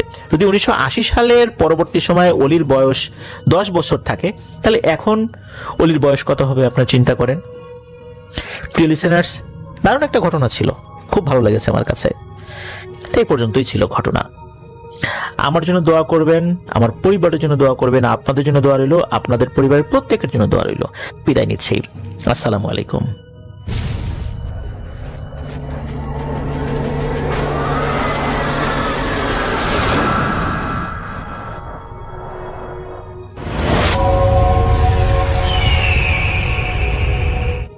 আসসালামু আলাইকুম। আপনাদের সবাইকে সাদর আমন্ত্রণ জানাচ্ছি। আমি আহমেদ বাবু। কেমন আছেন আপনারা? আশা করি সবাই ভালো আছেন। আমি আল্লাহর মধ্যে ভালো আছি, আলহামদুলিল্লাহ। আজ এই ঘটনাটি আমার কাছে শেয়ার করেছে হৃদয়। ঘটনাটি শুরু হয়েছিল এইভাবে। হৃদয় একদিন তার বন্ধুর সাথে বা কলিগের সাথে আলাপ করছিল চা খাওয়া নিয়ে। তখন তারা গ্রিন টি খাচ্ছিল। তো গ্রিন টি নিয়ে তার বন্ধু তাকে বলে যে, কখনো এরকম কিছু খেয়েছিস যেটা কাঁচা পাতা থেকে, গ্রিন টির কাঁচা পাতা থেকে চা? তো হৃদয় বলে যে, না, এরকম তো খাইনি, কিভাবে সম্ভব? তো তখন তার ফ্রেন্ড বলছিল যে, এই চাটা আমি খাইছিলাম আমার মামার ওইখানে। তো বললো, কিভাবে? আমার মামা এক চা বাগানে চাকরি করতো, উনি ওইখানকার ম্যানেজার ছিলেন, তো উনি আমাকে খাওয়াইছিলেন। তো হৃদয় বলে, কেমন? বলে যে, বেশ বেশ অন্যরকম, মানে এটা আসলে ডিফারেন্ট। তো গল্পে গল্পে বললো যে ওখানে যে কি কি করছিলি। তখন তার ফ্রেন্ড বললো যে ওখানে ঘুরছি ফিরছি, এই সেই জায়গাটা অন্যরকম, পুরা বড় বেশ হন্টেড। রাত্রেবেলা মামা বেরিয়ে দিত না। তো বলছে, কেন? ওইখানে অনেক কথা প্রচলিত আছে দোস্ত, ওইখানে অনেক রকম ব্যাপার স্যাপার আছে, যেই কারণে মামা ওখানে যাইতে দিত না রাত্রেবেলা। তো হৃদয় তখন জিজ্ঞেস করে, অন্যরকম কি কোনো ঘটনা আছে? বলে, হ্যাঁ, একটা ঘটনা বলছে আমার মামা, তো আমি বলতে পারি তোরে। তো তখন হৃদয় তার কাছ থেকে ঘটনাটা শোনে। তো সেই ঘটনাটাই আমি আপনাদেরকে শোনাচ্ছি। যেই চা বাগানটাতে হৃদয়ের কলিগ বেড়াতে গিয়েছিল, এটি সেই চা বাগানেরই ঘটনা, বাট তার থেকে বহু বছর আগের। চা বাগানটি বেশ সমৃদ্ধ একটা চা বাগান, মানে বেশ সমৃদ্ধ এবং মানে খুব ভালো মানের চা সেখানে হয়। হৃদয় একটা নাম লিখছিল, বাট হৃদয় আমাকে রিকোয়েস্ট করছে নামটা যেন আমি উল্লেখ না করি, এমনকি ওই যেখানে ক্যারেক্টারগুলোর নামও আমি যেন উল্লেখ না করি। তো আমি সেটা ছদ্মনাম ব্যবহার করে দেব। তো যাই হোক, সেই চা বাগানে সেই সময় একজন ম্যানেজার আসেন নতুন। তো ম্যানেজার আসার পরে ম্যানেজারটার আসলে ব্যাকগ্রাউন্ড ছিল কিছু, যেন তিনি একটা বেশ সম্ভ্রান্ত পরিবারের ছেলে, বেশ অবস্থা সম্পন্ন পরিবার, এবং তার বাবাই সেই চা বাগানের মাধ্যমে তাকে ওখানে চাকরিটা দেন। কারণ ছেলেটা তিনি একটু বিষাদগ্রস্ত ছিলেন ওই সময়, এবং তার বাবা চান তাকে একটা চাকরিতে এঙ্গেজ করে দিয়ে মোটামুটি বিজি রাখতে। তো তিনি এখানে আসেন। তার অভ্যাস ছিল আঁকাআঁকি করা। তিনি আঁকাআঁকি করতে পছন্দ করতেন এবং একটু নিজের মতো থাকতেন, কারোর সাথে কথাবার্তা খুব কম বলতেন, নিজের কাজ ছাড়া অন্য কিছু নিয়ে চিন্তা করতেন না। তো এবং খুব সুদর্শন ছিলেন, খুবই সুদর্শন ছিলেন, বেশ লম্বা চওড়া, হ্যান্ডসাম এবং বেশ স্টাইলিশ ভদ্রলোক, এবং তিনি বেশ ভালো শিক্ষিত, এবং তাকে এখানে জবে এঙ্গেজ করা হয়। তো তাকে মোটামুটি পছন্দ করে ফেলেন চা বাগানে যারা অন্যান্য মানুষ, তারা বেশ পছন্দ করেন। তার জন্য একটা বাংলো অ্যালোকেট করা হয় সেখানে, যেখানে তিনি থাকবেন, চা বাংলো। তো জানেন যে চা বাংলোগুলো কিন্তু খুব সুন্দর হতো তখন। তো সেখানে তিনি কিন্তু একা, তার কোনো ফ্যামিলি নাই, তিনি এখানে একা থাকবেন। আর তার এই যে কাজের ফাঁকে যে আঁকাআঁকি করার অভ্যাস, সেগুলো করবেন। তো এটাই করতেন। তো কয়েকদিন নাকি তিনি বেশ ইউজড টু হয়ে গেলেন ওইখানে কাজ করতে করতে। তার এমনি শহুরে জীবনে কোন একটা কারণে তার মানসিকভাবে তিনি একটু বিষাদগ্রস্ত ছিলেন, সেটা থেকে আস্তে আস্তে বেরিয়ে আসা শুরু করলেন, কাজে মনোযোগ দিলেন, কাজ করছেন। তার আমি একটা ছদ্মনাম দিয়ে দিলাম, তার নাম অনন। তো অনন তিনি কাজ করছেন তার মতো রেস্ট নিচ্ছেন, এবং মোটামুটি তার অবসর সময়টা কাটাচ্ছেন, আঁকাআঁকি করে কাটাচ্ছেন। এবং তিনি দেখা যেত সন্ধ্যার পরে ঘোরাঘুরি করতেন, হেঁটে একটু এদিক ওদিক যেতেন চা বাগানের, এবং জ্যোৎস্না দেখতেন, মানে প্রকৃতির যে পরিবর্তন সেটা তিনি খেয়াল করতেন। এবং তার যে ডিউটিতে যে লোকটা থাকতো তার বাসায়, তার পাশে একটা ছোট্ট কটেজ ছিল, তো তাকে তিনি বিরক্ত করতেন না খুব একটা। অননের একটা ব্যাপার ছিল, বেশ ইয়াং তিনি, এবং বেশ হ্যান্ডসাম এবং সুস্বাস্থ্যের অধিকারী। তো তিনি এগুলো বদার করতেন না, তাকে ছোটখাটো কাজ নিজেই করে নিতেন, তিনি তাদের হেল্প খুব একটা নিতেন না। তো সন্ধ্যার পর অননের কাছে একটু বোরিং লাগতো, কারণ হচ্ছে যে এখানে কিছু করার নাই তেমন। তার সেই আঁকা আঁকি করা আর তার গান শোনা আর বই পড়া ছাড়া তেমন কিছু করার নাই। তো একা একা বসে থাকতে কতক্ষণ আর এগুলো ভালো লাগতো, এবং মানুষ নাই কেউ কথা বলার মতো। এমনও না যে তার এখানে যে হেল্পার আছে তাকে ডেকে এনে তিনি কথা বলবেন, মানে তার সাথে কতক্ষণ আর কথা বলা যায়। তো তার কাছে একটু একাকিত্ব লাগতো। তো তিনি এরপর থেকে সন্ধ্যায় বেরোনো শুরু করলেন। বাসার থেকে বেরিয়ে হেঁটে কিছু দূর যেতেন, এদিক ওদিক ঘুরতেন, হেঁটে হেঁটে দেখতেন এদিক ওদিক। তো সেটাও মানে তার কাছে একটু ভালোই লাগতো, কারণ বেশিরভাগ সময় জ্যোৎস্না থাকতো আকাশে, চাঁদ থাকতো, চাঁদের আলোয় চা বাগানগুলো একটু অন্যরকম লাগতো, মনে হতো সবুজ একেবারে ধুয়ে যাচ্ছে। তো তাকে কিন্তু তার ওখানের যে হেল্পার সেও বলছে, এবং তার অফিসের আরেকজন যে কর্মকর্তা আসতো দিনের বেলা তাকে বলছে যে স্যার রাত্রেবেলা হাঁটাহাঁটি করেন না একা, মানে। তো বলছে কেন, অসুবিধা কি? না স্যার, মানে ভালো না, রাত্রে হাইটেন না স্যার, এরকম জায়গাটা সুবিধার না। তো তিনি বলে, আর এখানে যে যারা শ্রমিক আছে তারাই তো থাকে আশেপাশে দূরে, আর এখানে আর কি আপনারাই তো। বলে না স্যার, এমনি তো রাতের বেলা বুঝেন না, আলো নাই কিছু নাই, আপনি হাঁটতেছেন, কত সমস্যা। চা বাগানের মধ্যে সাপও থাকে, অজগরও থাকে অনেক সময়। তো এরকম কথা বলতো। তো উনি আর ওইটাকে কেয়ারই করতেন না, অনন এগুলা কেয়ারই করতেন না। তার একটা মোটরসাইকেল দেওয়া ছিল তার ওইখানে, তার চলাফেরার জন্য। তিনি যদি চাইতো সে মোটরসাইকেল নিয়ে দিক যেতে পারতো, একটা 800 মোটরসাইকেল। তো ওইটাও তিনি বের করতেন না, তিনি হাঁটতেন। তো প্রথম প্রথম কয়েকদিন একটু কাছাকাছি হাঁটার পর তার হাঁটার দূরত্ব বাড়লো। তিনি জাস্ট, তার ওয়াকম্যান ছিল একটা, ওই যে অডিও ক্যাসেট ভরে কানে, ওইটা লাগাই নিয়ে তিনি হাঁটা শুরু করতেন। হাঁটতে হাঁটতে অনেক দূর চলে যেতেন, টিলা ছিল অনেকগুলো, টিলা পার হয়ে সামনে চলে যেতেন, কারো কথা তিনি ওগুলা কেয়ার করতেন না। তো একদিন তিনি একটা জায়গায় যে পৌঁছাইলেন হাঁটতে হাঁটতে, সেই জায়গাটা যে দেখলেন যে এই জায়গাটা চা বাগানের এই পাশে শেষ হয়ে টিলাটার পাশ থেকে একটা খাল চলে গেছে। তো খালটা চাঁদের আলো পড়ে অসাধারণ লাগতেছে, মানে চাঁদের আলো এমন ভাবে ওখানে প্রতিফলিত হচ্ছে যে প্রতিটা ঢেউয়ের মাথায় হালকা ঝিরিঝিরি বাতাসে ঢেউ যাচ্ছে, সেটা মাথায় চাঁদের আলোগুলো প্রতিফলিত হয়ে যাচ্ছে। তো তিনি দেখলেন যে অসাধারণ। তো তিনি সেখানে বসে পড়লেন, বসে পড়ে চিন্তা করলেন যে এটা যদি আঁকতে পারতাম এখানে আরো অন্যরকম লাগতো। এগুলো ভাবতেছেন আর একটা গান চালাই দিয়েছেন। তো গান শুনতেছেন শুনতেছেন, হঠাৎ করে তার কাছে মনে হলো যে অসাধারণ একটা ঘ্রাণ চারপাশে ছেয়ে গেল। তিনি বুঝতে পারলেন এই ঘ্রাণ কোত্থেকে আসতেছে, মানে অন্যরকম একটা ঘ্রাণ, মানে একটা মিষ্টি কোনো পারফিউম হবে, যেটার ঘ্রাণ তিনি আসলে মনে হয় তিনি রিলেট করতে পারতেছেন না। অনেক পারফিউমের ঘ্রাণ তিনি শুনছেন, তো তিনি রিলেট করতে পারতেছেন না। তো তিনি এদিক ওদিক তাকালেন, না মৃদুমন্দ বাতাস, মাঝে মাঝে পারফিউমের ঘ্রাণটা খুব প্রবল হয়ে আসতেছে, মাঝে মাঝে নাই। তিনি অবাক হলেন যে এই ঘ্রাণটা কোথায়, এখানে কোনো ফুলের গাছ আছে নাকি। তো তিনি অনেকক্ষণ উঠে দাঁড়ায় হাঁটলেন, ওইদিক ওদিক তাকালেন, দেখলেন যে না, কোনো ফুলের গাছ নাই। তো তিনি হেঁটে ব্যাক করলেন। ব্যাক করার পরে যখন তিনি ব্যাক করতেছেন, খুব আশ্চর্য ব্যাপার যে তার সাথে মনে হচ্ছে বাতাসের সাথে ঘ্রাণটাও আসতেছে এবং তার নাকে এসে বাড়ি মারতেছে। তো এরকম করে তিনি তার বাসায় আসলেন, বেশ অন্যরকম লাগতেছে, এবং ঘ্রাণটা শুনে তার মাথার মধ্যে কেমন যেন একটা ঝিমঝিম ঝিমঝিম লাগতেছে, অন্যরকম লাগতেছে। তো তিনি আসলেন, বাসায় এসে তার চেঞ্জ আপ করলেন, তিনি ফ্রেশ হলেন, হয়ে তিনি তার খাবার রেখে গেছিল ঢেকে যেগুলো, সেগুলো বের করে খাওয়া দাওয়া করলেন, পরে তিনি শুতে গেলেন। তো যখন তিনি ঘুমাতে গেছেন, তার কাছে মনে হচ্ছে যে তার ঘরের মধ্যে ওই পারফিউমটা একদম ডিপ ভাবে চারিপাশে ছড়ানো। খুবই অবাক হয়েছেন তিনি। তো অনন আর ওইটা বদার করলেন না, ঘুমায় গেলেন রাতের বেলা। তো রাতে কি স্বপ্ন দেখছেন, বেশ ভালো ঘুম হয়েছে তার। তো সকালে উঠে ফ্রেশ হয়ে অফিসে গেছেন, অফিসে গিয়ে তার কাজকর্ম করতে করতে সারাদিন ব্যস্ততার মধ্যে কেটে গেছে। বিকালবেলা যখন বাসায় আসছে, বাসায় এসে ফ্রেশ হয়ে তিনি বেরিয়েছেন, তখন অলরেডি মানে সূর্য হেলে যাচ্ছে এরকম অবস্থা। তো তিনি দেখলেন যে তার কেয়ারটেকার ওখানে বেরোয় হেঁটে যাচ্ছে সামনে দিয়ে। তো তাকে ডাকলেন তিনি, অমুক সাহেব এদিকে আসেন। তো তিনি আসলেন, জি স্যার কি ব্যাপার, বলে যে এই আপনাদের এখানে, তখন মনে পড়ছে তার, বলতেছে যে এখানে কি এরকম ফুল গাছ আছে, এইরকম একটা ঘ্রাণ, মানে একটু অন্যরকম। হ্যাঁ, না স্যার আমরা তো এরকম পাই নাই। কেন ফুল গাছ বলতে যে অমুক জায়গায় কিছু ফুল গাছ টাছ আছে, বাট বলছে না আমি এদিক দিয়ে মানে হেঁটে গেছিলাম কালকে, অমুক জায়গায় দিয়ে অনেক সুন্দর একটা ফুলের ঘ্রাণ পেলাম, মানে এটা কোন ফুলের গাছ আমি বুঝতেছি না। তো সাথে সাথে দেখলো যে তার যে কেয়ারটেকার, তার মুখ টুক একটু শুকায় গেছে। বলে যে স্যার ওদিকে যান না। কেন? বলে জায়গাটা ভালো না স্যার, যান না। কেন যান ওদিকে? কয় না আমি তো এমনি গেছি, খুব ভালো লাগছে আমার কাছে এটা, আমি তো মনে করছি আরো যাবো। বলে স্যার ওই জায়গায় যান না, জায়গাটা মানে সুবিধার না। তিনি বলতেছে আরে সুবিধার না কি, মানে ওখানে কি সমস্যা? বলে না স্যার এমনি রাত্রেবেলা তো এত দূর না যাওয়াই ভালো স্যার, যান না আপনি একা একা, আর আপনি তো একা মানুষ, যান, যাওয়াটা ঠিক না। তো তিনি বলে আচ্ছা আচ্ছা আপনি যান, আপনার কাজে যান, বলে তাকে বিদায় দিল। তো সে চিন্তা করতেছে তখন অনন যে নিশ্চয়ই কোনো এখানে এরকম কোনো ফুল গাছ আছে যেটা এরকম খুব সুন্দর ঘ্রাণ।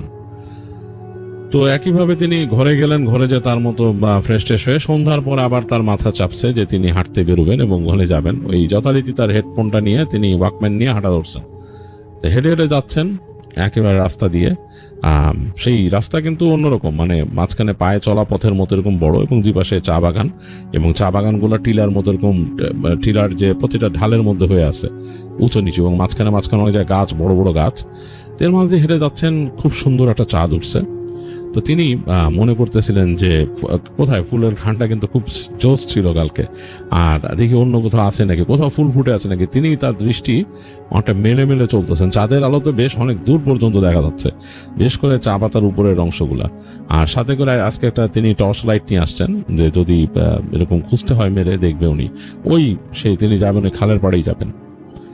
তো হাঁটতে হাঁটতে জাস্ট অনেকটা চলে আসেন তিনি, যখন একটা টিলার পাইতে যাওয়ার সময় হঠাৎ করে তিনি ঝাঁঝালো সেই ঘ্রাণ, সেই ঘ্রাণটা হঠাৎ করে মনে হল তার আশেপাশে এসে পড়ছে।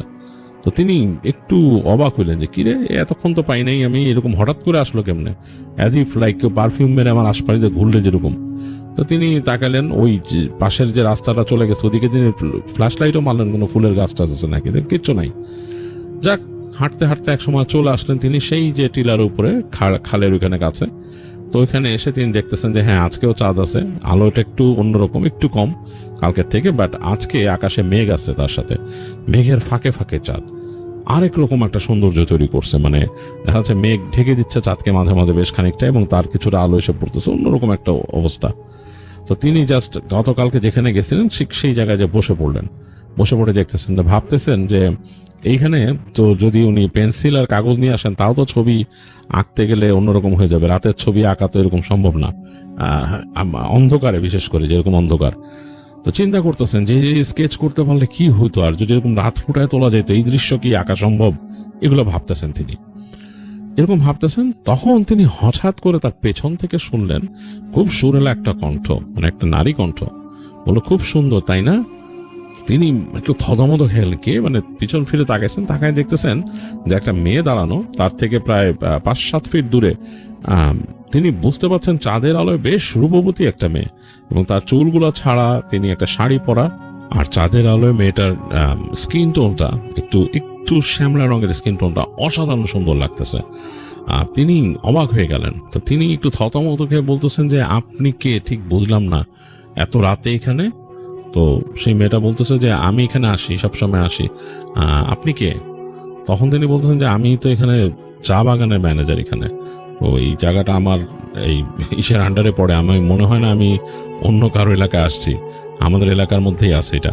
তো মেয়েটা বলছে, ও আই এম সরি, আমি হয়তো আপনাদের এলাকায় চলে আসছি। তো তখন তিনি বলছেন, না না, ইটস ওকে, আপনি চলে আসেন নাই, বাট আপনি এত রাতের বেলা একটা মেয়ে মানুষ সেখানে হেঁটে আসছেন, এটি মানে আমার কাছে অস্বস্তি লাগতেছে যে কিভাবে সম্ভব। আপনি, মানে মেয়েটা বলছে, না না, আমার বাসা কাছেই, খুব কাছেই বাসা, এই চা বাগান এলাকার ওই পাশে আমাদের বাসা, আমার বাবা এখানে চায়ের ব্যবসা করেন। তো তখন তিনি একটু হলেন, আশ্বস্ত হলেন, বলে আপনার আব্বা চায়ের ব্যবসা করেন, আপনি রাতের বেলা তারপরও আসছেন চা বাগানের এখান দিয়ে? আমাকে তো আমার সাথে যে এখানে কলিগরা আছে যারা চাকরি করে, তারা বলছে এই জায়গাটা মোটেই নিরাপদ না, মোটেই সেফ না, এখানে আসা ঠিক না, কত কিছু আমাকে বুঝাইছে। বাই দ্য ওয়ে, আপনি মাইন্ড করবেন না, আপনি একটা কথা আমাকে একটু বলেন তো, আপনি কি গতকালকে এখানে আসছেন? তো ব্যাপারটা হচ্ছে কি, এই অনন কিন্তু খুব ঝাঁঝালো পারফিউমের ঘ্রাণ পাচ্ছে, মানে সেই যে অজানা ফুলের ঘ্রাণটা, সেটা মেয়েটার কাছ থেকে আসতেছে মনে হচ্ছে। সেই জন্য সে জিজ্ঞেস করছে যে আপনি কি গতকালকে এখানে আসছেন? তো মেয়েটা বলতেছে যে, একটু হেসে বললো যে না, আমি গতকালকে আসিনি আপনার এখানে। বলে যে না, আমি একটা, ইফ ইউ ডোন্ট মাইন্ড আমি বলি, আমি একটা পারফিউমের ঘ্রাণ পাচ্ছি বা ফুলের ঘ্রাণ পাচ্ছি কালকের থেকে, খুব মানে খুব কড়া ছিল ঘ্রাণটা, আজকেও পাচ্ছি, মনে হচ্ছে পারফিউমটা আপনার থেকে আসতেছে। এই জন্য জিজ্ঞেস করলাম আপনি কি এখানে আসছিলেন নাকি কালকে। মেয়েটা হাসি দিল, কোনো কিছু বললো না, সে তাকায় আছে একদিকে, বলতেছে খুব সুন্দর, দেখেন মেঘ দেখেন, খুব সুন্দর। তো অনন খুব অবাক হলো, সে বললো, যাক, আপনার সাথে কথা বলতে পেরে ভালো লাগতেছে, এখানে কথা বলারই কেউ নেই আমার, আমি এখানে পুরাই একা, তো এখন আর কি করার। তো মেয়েটা হাসলো, আপনি একা? বলে হ্যাঁ। বললো আচ্ছা। তো মেয়েটা বলছে আমি বসি? তখন অনন বললো যে হ্যাঁ হ্যাঁ বসেন প্লিজ, দেখা দিল বাসা কেটে আর তো বসার জিজ্ঞেস করার কিছু নেই, বসেন প্লিজ। তবে আমার কাছে অস্বস্তি লাগতেছে যে আপনি রাতের বেলা একা একদম এই জায়গায়, যেখানে আমার এখানে কেউ আমাকে আসতে দিতে চায় না, এখানে বলে যে আসতে না।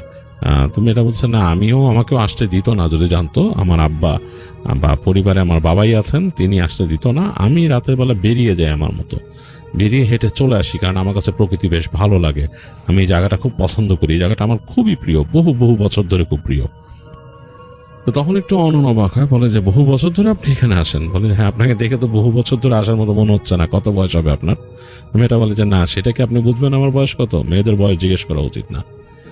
তো অনন একটু চুপ হয়ে যায়। সে তারপর এমনি দু একটা কথাবার্তা হয় তাদের মধ্যে, বেশ কিছুক্ষণ তারা গল্প করে, বেশ অনেক গল্প করে। গল্প করার পর দেখা যাচ্ছে অনেক রাত হয়ে গেছে। অনন তাকায় দেখে তখন প্রায় 12টা বাজে। অনন বলে যে মাই গড, রাত 12টা বাজে, আমার তো যেতে হবেই, আর আপনি কিভাবে যাবেন? আপনাকে এগিয়ে দিয়ে আসি। মেয়েটা বলে না না, আমাকে এগিয়ে দিয়ে আসা আপনার লাগবে না, আমি চলে যাব। অনন বলে না না না, এটা কখনই সম্ভব না, রাত 12টার সময় আপনি কিভাবে? মেয়েটা বলে যে আমি যেতে পারি, আমি আসি, আমার বাসা কিন্তু এখানেই, আমি এখানকার মেয়ে, আমি এখানে বহু বছর ধরে আছি, আপনি আমাকে নিয়ে চিন্তা করেন না, বরং চলেন, আপনাকে সামনে দিয়ে আপনার জায়গা পর্যন্ত এগিয়ে দিয়ে আসি। অনন বলে না না, ইটস ওকে, চলেন তাহলে আমরা মানে যেখান থেকে রাস্তা আলাদা হয় সেই পর্যন্ত যাই। মেয়েটা বলে হ্যাঁ অবশ্যই, রাস্তা যেখানে আলাদা হবে সেখানে আমরা আলাদা হব, বলে দুজনে হেঁটে যায়। তো হাঁটতে হাঁটতে অননের কাছে বেশ অন্যরকম লাগতে থাকে, অনন বেশ আকৃষ্ট হয়ে যায় মেয়েটার প্রতি, এবং হাঁটতেছে, এবং সেই মানে সেই ঘ্রাণটা সে পাচ্ছে তার কাছে মানে অন্যরকম লাগতেছে, খুব সুন্দর একটা অসাধারণ একটা সুন্দর ফুলের ঘ্রাণ। তো একটা জায়গা পর্যন্ত এসে হেঁটে দুইজনে, তো মেয়েটা বাঁদিকে চলে যাবে, অনন সোজা যাবে। তো মেয়েটা বলে যে হ্যাঁ, এখানেই কিন্তু আমাদের পথ আলাদা হচ্ছে, আপনি চলে যান, আমি আমার মতো যাই। তো অনন বলে আচ্ছা ঠিক আছে, আপনার সাথে কি আর দেখা হবে না? তো মেয়েটা বলে যে হ্যাঁ, আমি তো এখানে আসি, আসলে পাবেন, রাতেই আসি আমি সাধারণত, কারণ দিনে তো আমাকে আসতে দিবে না। আবার অনেক সময় দেখা যায় দুপুরে, ভর দুপুরে আমি আস্তে করে, যখন কেউ না থাকে, বাবা না থাকে, আমি চলে আসি ভর দুপুরে। যদি ভর দুপুরে আসতে পারেন তাহলে হয়তো আমাকে পাবেন। তো অনন বলে ওকে, দেখা হবে আপনার সাথে, বলে অনন হাঁটা দেয়। অননের বেশ ভালো লাগতেছে কেন জানি, হি ইজ ফিলিং গুড, মানে তার কাছে মনে হচ্ছে যে সে আবার সেই টিনেজ বয়সে চলে গেছে, কলেজে বা হাই স্কুলে থাকতে যেরকম লাগতো সেরকম। তো সে যেতে যেতে কিন্তু বাঁকা চোখে তাকায় যে মেয়েটা যে যাচ্ছে ওদিকে হেঁটে, সেটা সে দেখতেছে। দেখতে দেখতে সে আবার নিজের রাস্তায় দেখে, কেন অন্ধকার, চাঁদের আলোতে কতটুকু আর দেখা যায়। হেঁটে হেঁটে সে ফিরে আসে। খুব আশ্চর্যজনক ব্যাপার, অননের আশেপাশে কিন্তু সেই ঘ্রাণটা, মানে সেই যে ফুলের ঘ্রাণটা ছেয়ে আছে, মনে হচ্ছে যে অননকে কেউ পারফিউম স্প্রে করছে গায়ে, এরকম। অনন একটু অবাক হয় এটাতে, যে কিভাবে সম্ভব, মানে এই ঘ্রাণটা। তো সে বুঝতে পারতেছে এই ঘ্রাণটা মেয়েটার থেকে আসতেছে, সে নিশ্চয়ই পারফিউমটা দিছে, সে পারফিউমের নামটা কিভাবে খুঁজবে, এই ঘ্রাণ তো সে ডিটেক্ট করতে পারতেছে না। সে প্রি মাচ শিওর যে মেয়েটা গতকালকেও আসছিল এখানে, সেই জন্য ঘ্রাণটা পাইছে, এখনো পাচ্ছে, এবং সম্ভবত ঘ্রাণটা তার নাকে লেগে আছে দেখি সে পাচ্ছে। বাসায় এসেও সে ঘ্রাণটা পেতে থাকে, এবং একসময় সে ঘুমায় যায়। সকালবেলা উঠে একটু লেট করে উঠে সে অফিসে এসে খুব উৎফুল্ল কাজ করতেছে এসে। তো তার যে ওখানে যে তার যে টেক কেয়ার করে যে লোকটা থাকে, সে জিজ্ঞেস করে যে স্যার আপনি কি রাতের বেলা বাইরে ছিলেন? ভাই, সে বলে কথা বলেন না ভাই, আমার রাতের বেলা আমি কোথায় যাই না যাই সেটা কারো দেখার দরকার নাই, আমি আমার মতো চলাফেরা করি, আপনি আপনার মতো থাকেন, দরকার হলে আমি জানাবো।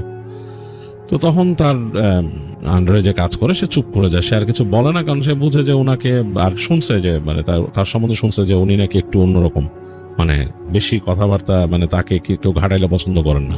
তো এই কারণে তিনি আর কথা বাড়াইলেন না।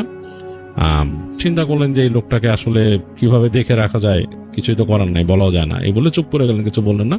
অনন নিজের মতো দেখা গেল দ্রুত কাজ শেষ করলো, ওই দিন কাজ শেষ করে খুব উৎফুল্ল ছিল। সে সন্ধ্যার সময় আবার সে রেডি হয়ে বেরোয় গেল, এবং রাতের বেলা গিয়ে ওইখানে যেই সে দেখলো যে মেয়েটা বসেই আছে ওইখানে। অননের সাথে দেখা হলো, আবার কথাবার্তা হলো, অনেকক্ষণ তারা সময় কাটালো, দুজন মিলে ওই দিন হাঁটলো, তারা ওই টিলা বেয়ে নেমে গেল, তারা ওই খালের পাড়ে গিয়ে হাঁটলো। অননের কাছে মনে হচ্ছে যে জীবনের বেস্ট টাইম কাটাচ্ছে, মানে রাত এরকম। সে ওই দিন রাত 12টা ক্রস করে ফেললো, এবং সে যখন ফিরে আসতেছে সে মেয়েটাকে বললো, মেয়েটা বললো আপনাকে আমি বলছি আমাকে পৌঁছাতে হবে না, যাই। তো অনন এরপরে তাকে আসার সময় বলতেছে যে আপনার সাথে কি আমি দিনের বেলা দেখা করবো? মেয়েটা বলছি তো যে ভর দুপুরে যদি আসতে পারেন, ওই সময় কেউ থাকে না, ওই সময় আমি আসবো। তো অনন ঠিকই পরদিন ভর দুপুর বেলা সে চলে যায়, একেবারে দুপুর বেলা সে অফিসের কাজ মোটামুটি একটু গোছায় সে চলে যায়, এবং খুব দ্রুত। এবং তাকে কিন্তু যেতে দেখে তাদের ওখানকার যারা শ্রমিকরা তাকে দেখে সালাম দেয়, সে হাত নাড়তে নাড়তে চলে যায় ওইখানে। তো ওই জায়গাটা, ওই খালের পাড়ে টিলার কাজটা একদম নীরব।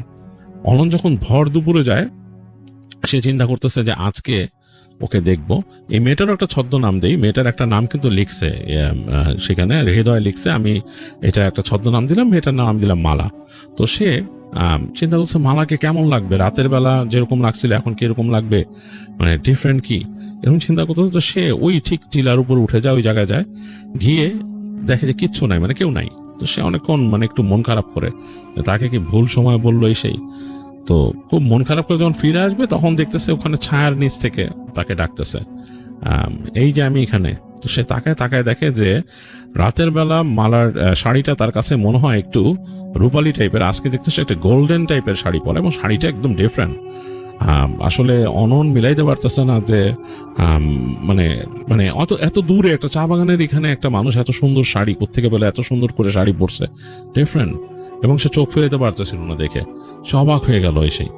এবং সে হেঁটে গেল মালার কাছে, যে সে আর কোনো কথা না বলে মালার হাত ধরে সে তাকে প্রপোজ করে ফেললো যে আমি আপনাকে পছন্দ করে ফেলছি, আসলে আই রিয়েলি লাইক ইউ।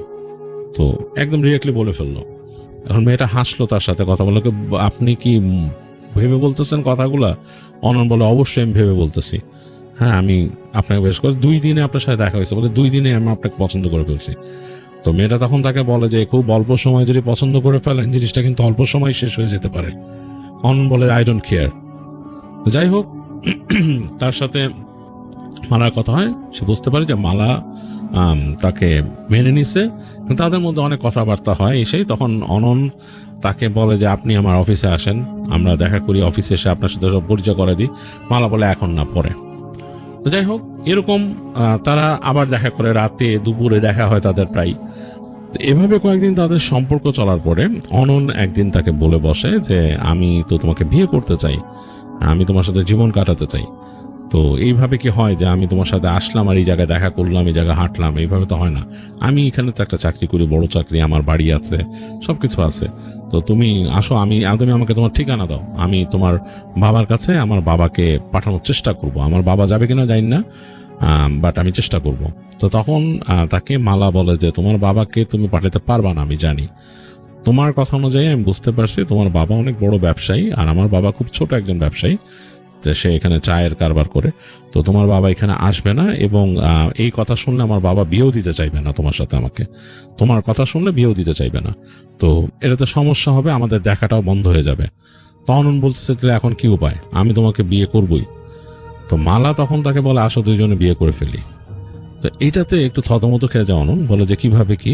বলে যে হ্যাঁ, তুমি চাইলে আমি তোমাকে চলে আসতে পারি এবং আমরা বিয়ে করব।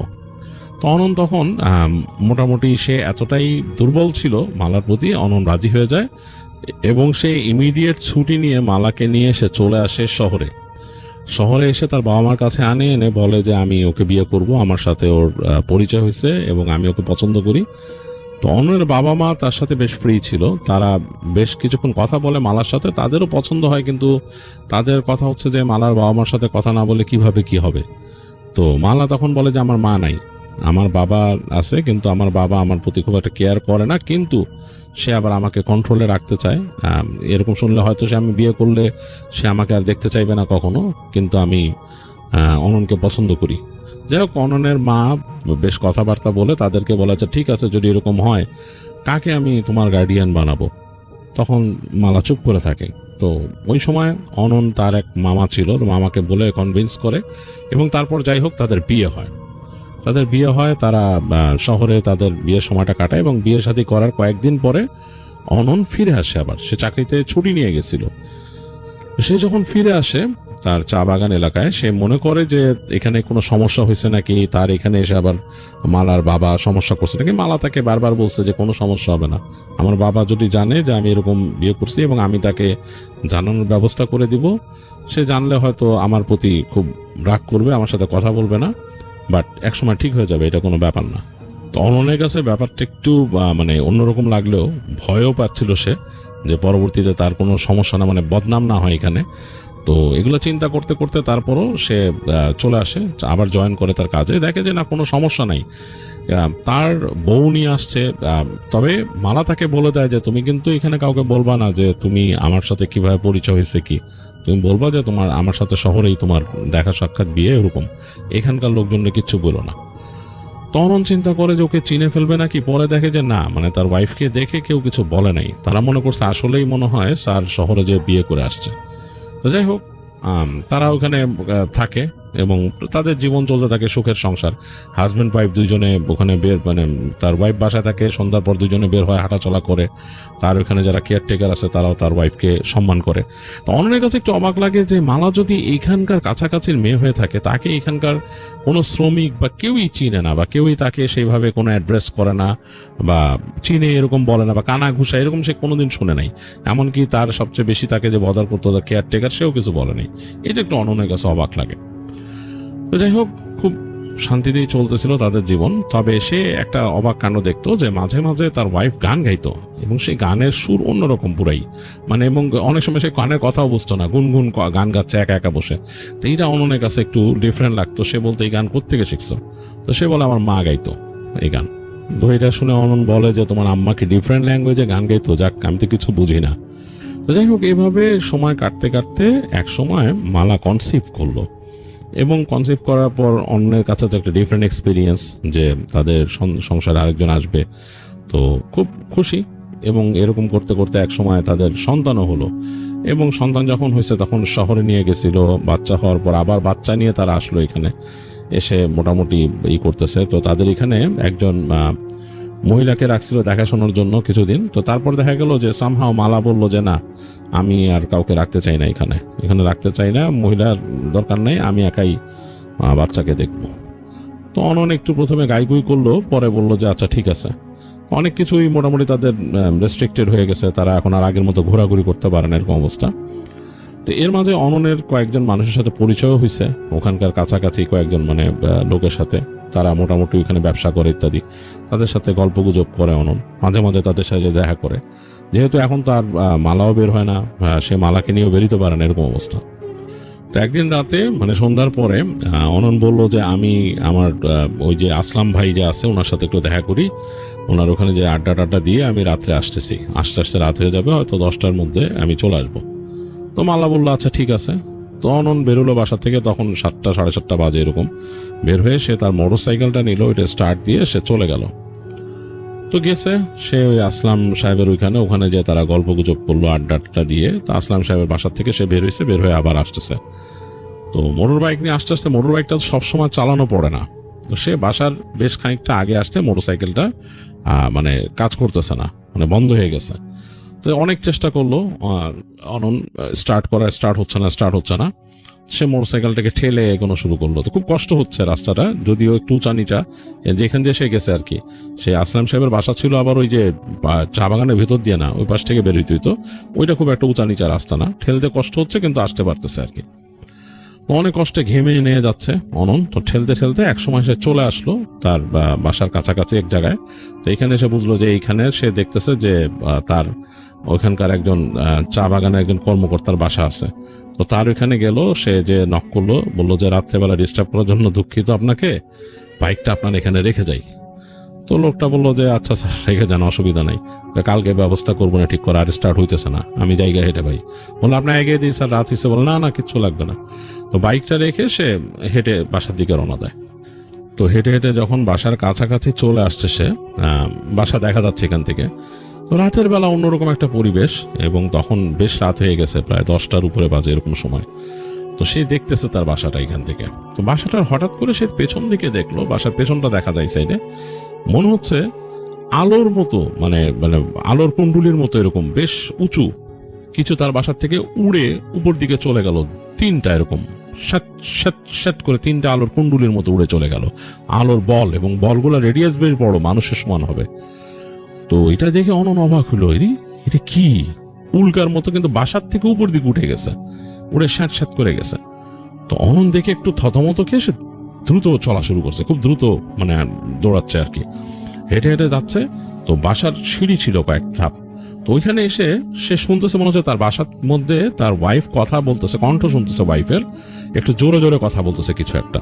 তো কণ্ঠটা কেমন জানি, মানে কণ্ঠটার মধ্যে মনে হচ্ছে রাগ মিশ্রিত একটা কণ্ঠ, আর সাথে মনে হলো যে আরেকটা কণ্ঠ শুনতেছে সে, মানে কারোর সাথে রাগে কথা বলতেছে, কিন্তু ভাষাটা সে বুঝতেছে না, ডিফারেন্ট ভাষা, ভাষাটা কিন্তু আমাদের বাংলা ভাষা না, বা সে তার পরিচিত কোনো ভাষাও না।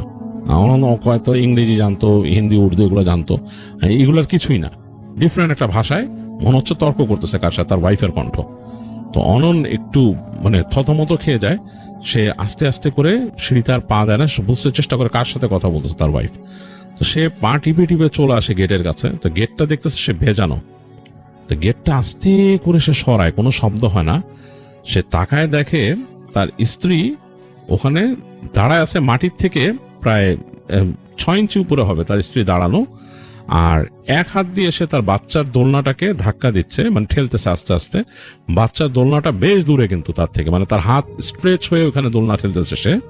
হ্যাঁ, আরেক হাত দিয়ে সে তার ওইখানে চুলার মধ্যে কিছু একটা গরম করতেছিল, সেটা নাড়তেছে, সেটাও অনেক দূর, হাত স্ট্রেচ করে চুলার মধ্যে।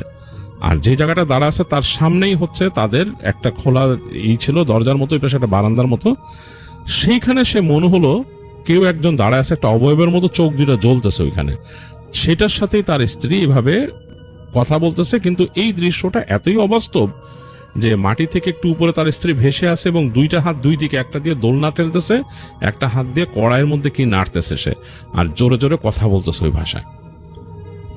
সে যখন নাকি এটা দেখছে না, খুব অবাক হয়েছে অনন, মানে অবাক মানে কি, সে আসলে বিশ্বাস করতে পারছে না কি দেখতেছে সে, এবং মাটি থেকে বেশ খানিকটা উপরে তার স্ত্রী দাঁড়ানো। সে নিজের অজান্তে মানে হা করে ফেলছে, মানে হা হয়ে আছে। ওই সময় মনে হলো তার স্ত্রী বুঝতে পারছে ব্যাপারটা, যে কেউ একজন আছে বা অনন আছে। তার স্ত্রী মাথাটা ঘুরে তাকাইছে, সে দেখলো তার স্ত্রীর চোখ দুটো জল জল করতেছে, চোখের মধ্যে কোনো মনি বা কিছু নাই, চোখ দুটো মানে জল জল করতেছে, মানে সাপদের মতো জ্বলতেছে চোখ দুটা।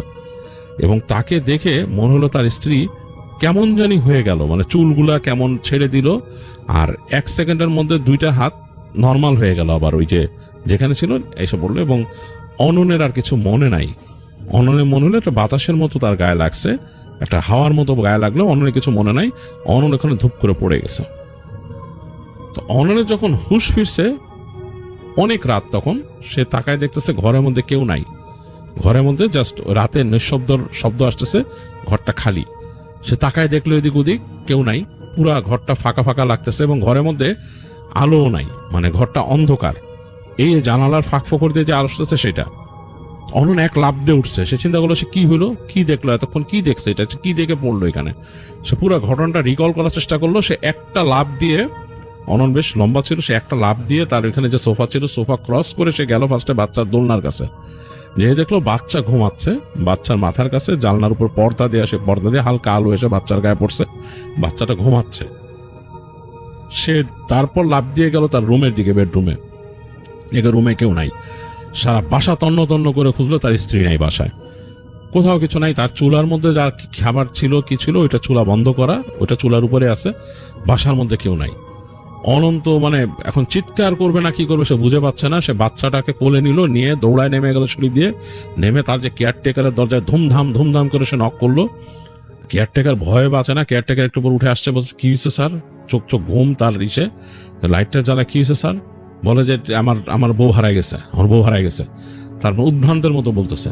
তোর কেয়ারটেকার বেরোয় আসতো সাথে সাথে, এবং কেয়ারটেকার বেরোয় এসে তাড়াতাড়ি তার বাড়িতে লাইটটা জ্বালা কেয়ারটেকার খুঁজলো, এবং অনন মানে পুরো পাগল হয়ে গেছে। সে বলতেছে যে আমার বউ কই, আমার বউ কই, সারা বাসা দেখতেছে খুঁজে পায় না, এবং অননের অবস্থা খুবই খারাপ।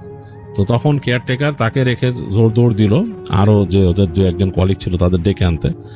তারা কয়েকজন আসলো, এসে দেখতেছে যে অনন পাগলের মতো হয়ে গেছে। বাচ্চাটাকে একজন মহিলা নিয়ে নিল, নিয়ে তাড়াতাড়ি পিঠে হাত দিয়েছে। বাচ্চাটা ঘুমায় আছে, তখনও ঘুমায় আছে, একদম ডিপ, বাচ্চাটা ঘুম উঠে নাই, কিন্তু অনন পাগলের মতো করতেছিল। তো তাকে নাকি শান্ত করতে পারতেছিল না কেউ, তার স্ত্রীকে পাচ্ছে না সে। তো তখন তাদের মধ্যে একজন জিজ্ঞেস করলো যে স্যার কি হয়েছে, হঠাৎ করে কই গেল। তো তখন সে তাকে বলে যে আমি এরকম দেখছি, অনন নাকি বলে যে আমি এরকম দেখছি। তো সে তো হা হয়ে যায়, যে শুনে সে হা হয়ে যায়, এবং কথাটা কিছুক্ষণের মধ্যে ছড়া যায় কয়েকজনের মধ্যে। তো ওইভাবেই তাদের রাত পার হয়। রাতে কিছু না, অনন পাগলের মতো ছিল, সে আসলে মানে তার নিজের সেন্সে ছিল না। যাই হোক, সকালবেলা ওদের মধ্যেই একজন ওইখানকার যে ওনাদের ওইখানকার একজন মৌলবীরা খবর দিয়ে আনেন, এসব বলে যে এরকম এরকম উনি কি স্যার কি পাগলের মতো আচরণ করতেছে এই ব্যাপার। মৌলভী সাহেব খুব গম্ভীর হয়ে শুনে অননকে বসায় বলে, এই দাঁড়ান, শান্ত হন। শান্ত হয়ে বলে তিনি আগে দোয়া পড়েন। অনন্ত চিৎকার করতেছে, বলছে না আমার স্ত্রী কই গেছে, এই সে হেন। আপনি কি দেখছেন বলেন। তখন অনন একটু ঠান্ডা হয়ে বলে যে আমি এরকম দেখছি। বলে যে আপনার স্ত্রী মানুষ ছিল না, পরিচয় কোথায় হয়েছে আপনার সাথে, আপনি কি শহর থেকে আনছেন? বলে না। বলে কোথায়? বলে এই এরকম এরকম পরিচয় হয়েছিল আমার সাথে। এই তো হুজুর বলে যে এই তো মানে এটা তো সমস্যা। আপনি জানেন ওই যে ওখানে যে খাল আছে, ওই খালের এখানে সব পরীরা আসে, বছরের একটা সময় পরীরা আসে, এসে অনেক মানুষ সাথে এরকম করে, অনেক মানুষ সাথে এরকম করে। ওই যে আপনার দিয়ে গেছে, আপনার ওই যে সন্তানটা দিয়ে গেছে, সে এখন এইটাই আপনার স্ত্রীর চিহ্ন আপনার কাছে। আপনার স্ত্রী আর আপনার কাছে আসবে না, সে চলে গেছে, সে আপনার কাছে ধরা খাইছে, সে আর আসবে না আপনার কাছে। অনন্ত তখন কান্নাকাটি করতে থাকে চিৎকার করে। তো স্ত্রী তখন ওই হুজুর বলে যে আমি আপনার জন্য আরো বুঝবো ঘটনাটা কি, আরো করে দাঁড়ান, আপনি এখন শান্ত হন, এখন তো কিছু বলা যায় না, হন। তো হুজুর নাকি তিনি ওই দিন অননকে মানে দেখাশোনা করতে বলেন ভালো মতো, যে লোকটা উল্টাপাল্টা হইতে পারে, তার মাথায় এলোমেলো হইতে পারে, কারণ তার মাথার সেন্স ঠিক নাই। বাচ্চাটাকে দেখাশোনা করতে বলেন তারা। বাচ্চাটা একেবারে স্বাভাবিক বাচ্চা, এবং বাচ্চাটাকে তারা টেক কেয়ার করেন মহিলারা ওইখানকার। আর অনন পুরাপুরি একেবারে শয্যাশায়ী অবস্থা ছিল, তার মাথা ঠিক ছিল না, সে পাগলের মতো হয়ে গেছিল। তো পরে হুজুরকে নিয়ে আসেন, এসে তারা কথা বলেন, এবং ওনাদের মধ্যে একজন খুব কামেল ছিলেন, তিনি ওনার নাকি এরকম হাসিল ছিল, জিন হাসিল ছিল। তিনি জিনের মাধ্যমে খবর নেন, বলে যে হ্যাঁ ওইটা আসলেই মহিলা জিন ছিল, মানে পরী তারা যেটাকে বলে। এই পরীরা নাকি এরকম কোনো পুরুষকে পছন্দ হইলে এরকম চলে আসতো এবং তার সাথে এরকম সম্পর্ক করতো, যতদিন মানে তারা চালাইতে পারতো আর কি, এরকম জীবন চলতো। কিন্তু অনন যেহেতু ধরে ফেলছে, সে আর এর জন্য এখানে আসবে না, সে চলে গেছে, সে অননকে চলে গেছে। সে কখনো হয়তো অননকে দেখে যেতে পারে কোথাও এসে, কিন্তু অননের সামনে সে আর আসবে না। তো এটা শোনার পর থেকে সেই অনন নাকি অনেকটাই অপ্রকৃতস্থ হয়ে গেছিল। তো তার বাবা মা তাকে আর তার সন্তানকে নিয়ে যায়, এবং তার সন্তান নাকি স্বাভাবিক মানুষের মতোই নাকি বড় হয়ে পড়ে। অননের সেই স্ত্রী আর কখনো ফিরে আসেননি। তো অনন নাকি মালার বলা সেই জায়গায় যে খোঁজ খবর নিছিল, যেই জায়গার কথা সে বলছিল যেখানে তার বাবা চায়ের ব্যবসায়ী, তো সেখানে গিয়ে অনন খোঁজ খবর নিছিল, দেখছে যে ওখান থেকে প্রায় 50 বছর আগে একজন চা ব্যবসায়ী ছিলেন, তার শ্বশুরের যে নাম বলছিল মালা, সেটা, এবং তার একটা মেয়েও ছিল মালা নামে, এবং সেই মালাও নাকি বছর 10 আগে মারা যায়। এবং অনন গিয়ে সেই মালার কবরও দেখে আসছে, এবং তার কাছে অবাক লাগছে যে এই ঘটনাটা এরকম কিভাবে হলো, মানে। এবং সেই ওই মানুষের কাছে, ওই অঞ্চলের মানুষের কাছে জিজ্ঞেস করছে মালা কি দেখতে এরকম ছিল, অনেকে বলছে যে হ্যাঁ, এবং অননের সাথে বর্ণনাও মিলে যায়। তো পরবর্তীতে অননকে হুজুর বলছে যে এটা আসলে সেরকম কিছু না, ওরকম জিনরা অনেক সময় মানুষের মানে পরিচয় নকল করে আসে, ওরকম সেজে মানুষের কাছে আসে, সেটাই হয়তো আপনার কাছে কেউ আসছিল, সেই জিনটা, পরীরা আর কি, এসে আপনাকে ওইভাবে ধোকা দিছিল আসলে, বা আপনাকে বিয়ে করছিল পছন্দ করে। অনন যদিও মাঝে মাঝে ফিল করতো যে তার আশেপাশে কেউ আছে, তাকে দেখতেছে, সে মনে করতো যে তার সেই স্ত্রী। সে অনেকভাবে চেষ্টা করছে, অনেক জায়গায় গেছে, অনেক মানুষকে ধরছে, অনেক মানুষের কাছে গেছে যারা নাকি বলে যে তারা জিন হাসিল করে ইত্যাদি, অনেকের কাছে নাকি গেছে, কেউই তাকে তার সাথে আর দেখা করায় দিতে পারে নাই। বাট অনন মাঝে মাঝে ফিল করতো, আর তার সন্তান নাকি স্বাভাবিক একটা মানুষের মতোই বড় হয়েছে। এতটুকুই হৃদয়ের শেয়ার করা ঘটনা ছিল, এতটুকুই হৃদয় শুনেছে তার কলিগের কাছ থেকে।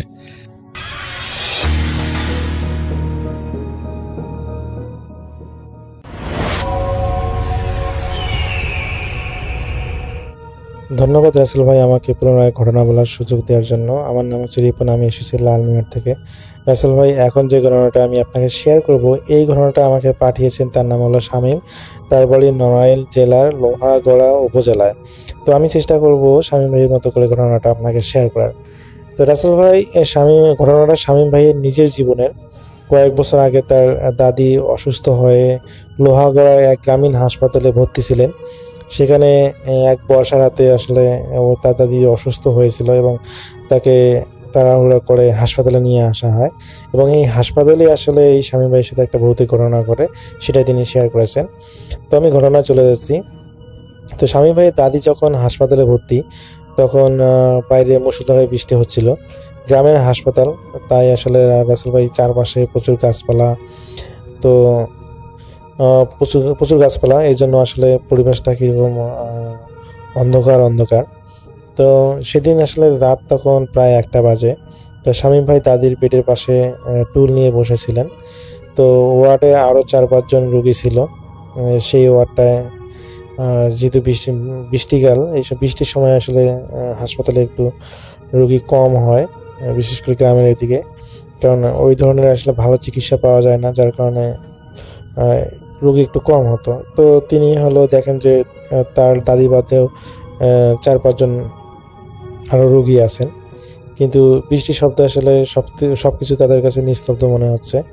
তো হঠাৎ হাসপাতালের পুরনো করিডোর দিয়ে কেউ একজন খুব দ্রুত গতিতে দৌড়ে আসার শব্দ পেলেন। শামীম ভাই এটা দেখলেন যে হাসপাতালের বাইরে কেউ একজন খুব দ্রুত গতিতে দৌড়ে গেলেন। তো গ্রামের এই ছোট হাসপাতালের রাতে সাধারণত এত দৌড়াদৌড়ি হয় না। তো শামীম ভাই করিডোরে উঁকি দিয়ে দেখলেন যে আসলে কে দৌড়ালেন। তো বৃষ্টির পানিতে ভেজা অবস্থায় এক কিশোর একটা ছোট্ট কাপড়ের পুঁটলি বুকে জড়িয়ে তিনি দেখলেন যে হাঁপাচ্ছে বারান্দার মধ্যে। তার পরনে জুতা নেই, তার দেখা যায় যে শরীরটা কাদামাদা অবস্থায়। তো শামীম ভাই ভাবলেন যে হয়তো জরুরি কোনো রোগী এসেছে, কিন্তু আশ্চর্যের বিষয় হলো সেই কিশোরটি ওয়ার্ডের ভিতরে না ঢুকে করিডোরে একদম অন্ধকার কোনায় গিয়ে চুপচাপ বসে পড়ল। তো শামীম ভাইয়ের মনে হলো যে ছেলেটা হয়তো বা কাউকে খুঁজতেছে অথবা কিছু একটা লুকিয়ে রাখছে। তো শামীম ভাই কৌতূহল সামলাতে না পেরে তিনি নিজের দাদির বেডটা থেকে বা সেই রুমটা থেকে বের হলেন, এবং বের হয়ে তিনি বাইরে এসে তিনি দেখলেন যে সেই কিশোর ছেলেটি করিডোরে এক কোণায় বসে কাঁপতেছে। যেহেতু বৃষ্টি হচ্ছে, নর্মালি ঠান্ডা লাগার কথা, এই জন্য হয়তো কাঁপতেছে। তো ছেলেটার গায়ের জামা থেকে তখনও বৃষ্টির পানি গড়িয়ে পড়তেছে। তো শামীম ভাই খেয়াল করলেন যে ছেলেটা ওনার দিকে তাকাচ্ছে না, বরং আর চোখে নার্সদের যে রুমটা আছে সেদিকে তাকাচ্ছে। তো শামীম ভাই কাছে গিয়ে নরম স্বরে জিজ্ঞেস করলেন, এই কি হয়েছে তোমার, এত রাতে এইভাবে ভিজে বসে আছো কেন? কেউ কি অসুস্থ আছে তোমার এখানে? মানে তোমার কেউ কি এখানে অসুস্থ আছে? মানে তুমি এখানে কেন? এইভাবে জিজ্ঞেস করলো। তো ছেলেটা চমকে উঠে শামীম ভাইয়ের দিকে তাকালো। ওর চোখ মুখ দেখে শামীম ভাই তো একটু দেখলেন যে তার কাছে মনে হলো যে সে অসহায়ত্ব, এবং সেই ছেলেটা বললো যে সে কাঁপা গলায় বললো যে না ভাই, কেউ অসুস্থ না, আমার কাছে কোনো টাকা নেই, কিন্তু আমার মা পাশের মহিলা ওয়ার্ডে খুব ব্যথায় কাতরাচ্ছে। তো বিকেল থেকে নার্স আমাকে ডাকতেছে, কিন্তু উনি শুধু বলতেছে যে ওষুধ না আনলে কিছু করতে পারবেন না, হাসপাতালে ওষুধ নাই। তিনি হলো সেই কিশোরটাকে আর কি বলেন যে ওষুধ নিয়ে আসতে। তো আমি পাশের গ্রাম থেকে হেঁটে এই বৃষ্টির মধ্যে মার জন্য এই কয়েকটা রুটি আর একটু গুড় নিয়ে এসেছি, কিন্তু ওষুধ পাইনি। তো শামীম ভাই দেখলেন যে পুটলিটা খুলতেই বেরিয়ে এলো বৃষ্টিতে ভিজে যাওয়া চার্টের লেফটে যাওয়া রুটি, এবং ছেলেটা আসলে কোনো ভয়ঙ্কর কিছুর জন্য নয়, বরং ক্ষুধার্ত এবং অসুস্থ মায়ের জন্য খাবার নিয়ে চোরের মতো লুকিয়েছিল। কারণ হাসপাতালের ভেতরে খাবার খাওয়া বা আনা ওয়াহিত ঘোরাঘুরি নিষিদ্ধ। তো ছেলেটা ভয় পাচ্ছিল যে নার্সটা ওকে নাকি আবার দেখে বা তাড়িয়ে দেয় নাকি। তো শামীম ভাই যখন সেই লেফটে যাওয়া রুটিগুলোর দিকে তাকালেন, ওনার ভিতরে খুবই খারাপ লাগলো। তিনি দেখলেন যে ছেলেটা নিজের পা ফেটে রক্ত বেরোচ্ছে। সম্ভবত অন্ধকারে তিনি হয়তোবা দৌড়ে আসার কারণে কোথাও চোট পেয়েছে, যার কারণে হয়তোবা তার পা দিয়ে রক্ত পড়তেছে। তো শামীম ভাই পকেট থেকে ওনার একটা রুমাল বের করে ছেলেটার পা মুছে দিতে চাইলেন, এবং বললেন যে তুমি কি এখনো ভয় পাচ্ছ, মার কাছে কি যেতে চাও? তো ছেলেটা মাথা নিচু করে বললো যে নার্স আপা রাগ করে ভাই ওখানে গেলে এই অবস্থায়। তো ওনারা বলেছিলেন যে হাসপাতালের নিয়ম মানতে হবে, কিন্তু আমাদের তো নিয়ম মানার তো মতো পয়সা নেই। তো শামীম ভাই আর দেরি করলেন না, তিনি ছেলেটাকে সাথে নিয়ে নার্সদের রুমের দিকে গেলেন। নার্স তখন ঝিমাচ্ছিলেন। শামীম ভাই ওনাকে ডেকে শান্তভাবে সব বুঝিয়ে বললেন। তিনি নিজের কাছে থাকা কিছু বাড়তি টাকা আর ওনার দাদির জন্য আনা বিস্কুটের প্যাকেটটা ছেলেটার হাতে ধরিয়ে দিলেন। এটা নাও, মার সাথে গিয়ে খাও, আর নার্স আপা দয়া করে একবার ওনার মাকে দেখে আসুন কি অবস্থা। তো নার্সও যদি মানুষ, তিনি পরিস্থিতির গুরুত্ব বুঝতে পারলেন, এবং তিনি শামীম ভাইয়ের সাথে ওই ছেলেটাকে সাথে নিয়ে এখানে ছেলে বলতে আসলে সেই ছেলেটার বয়স আনুমানিক 15 হবে, এখানে কোনো বাচ্চা ছেলের কথা বলতেছি না।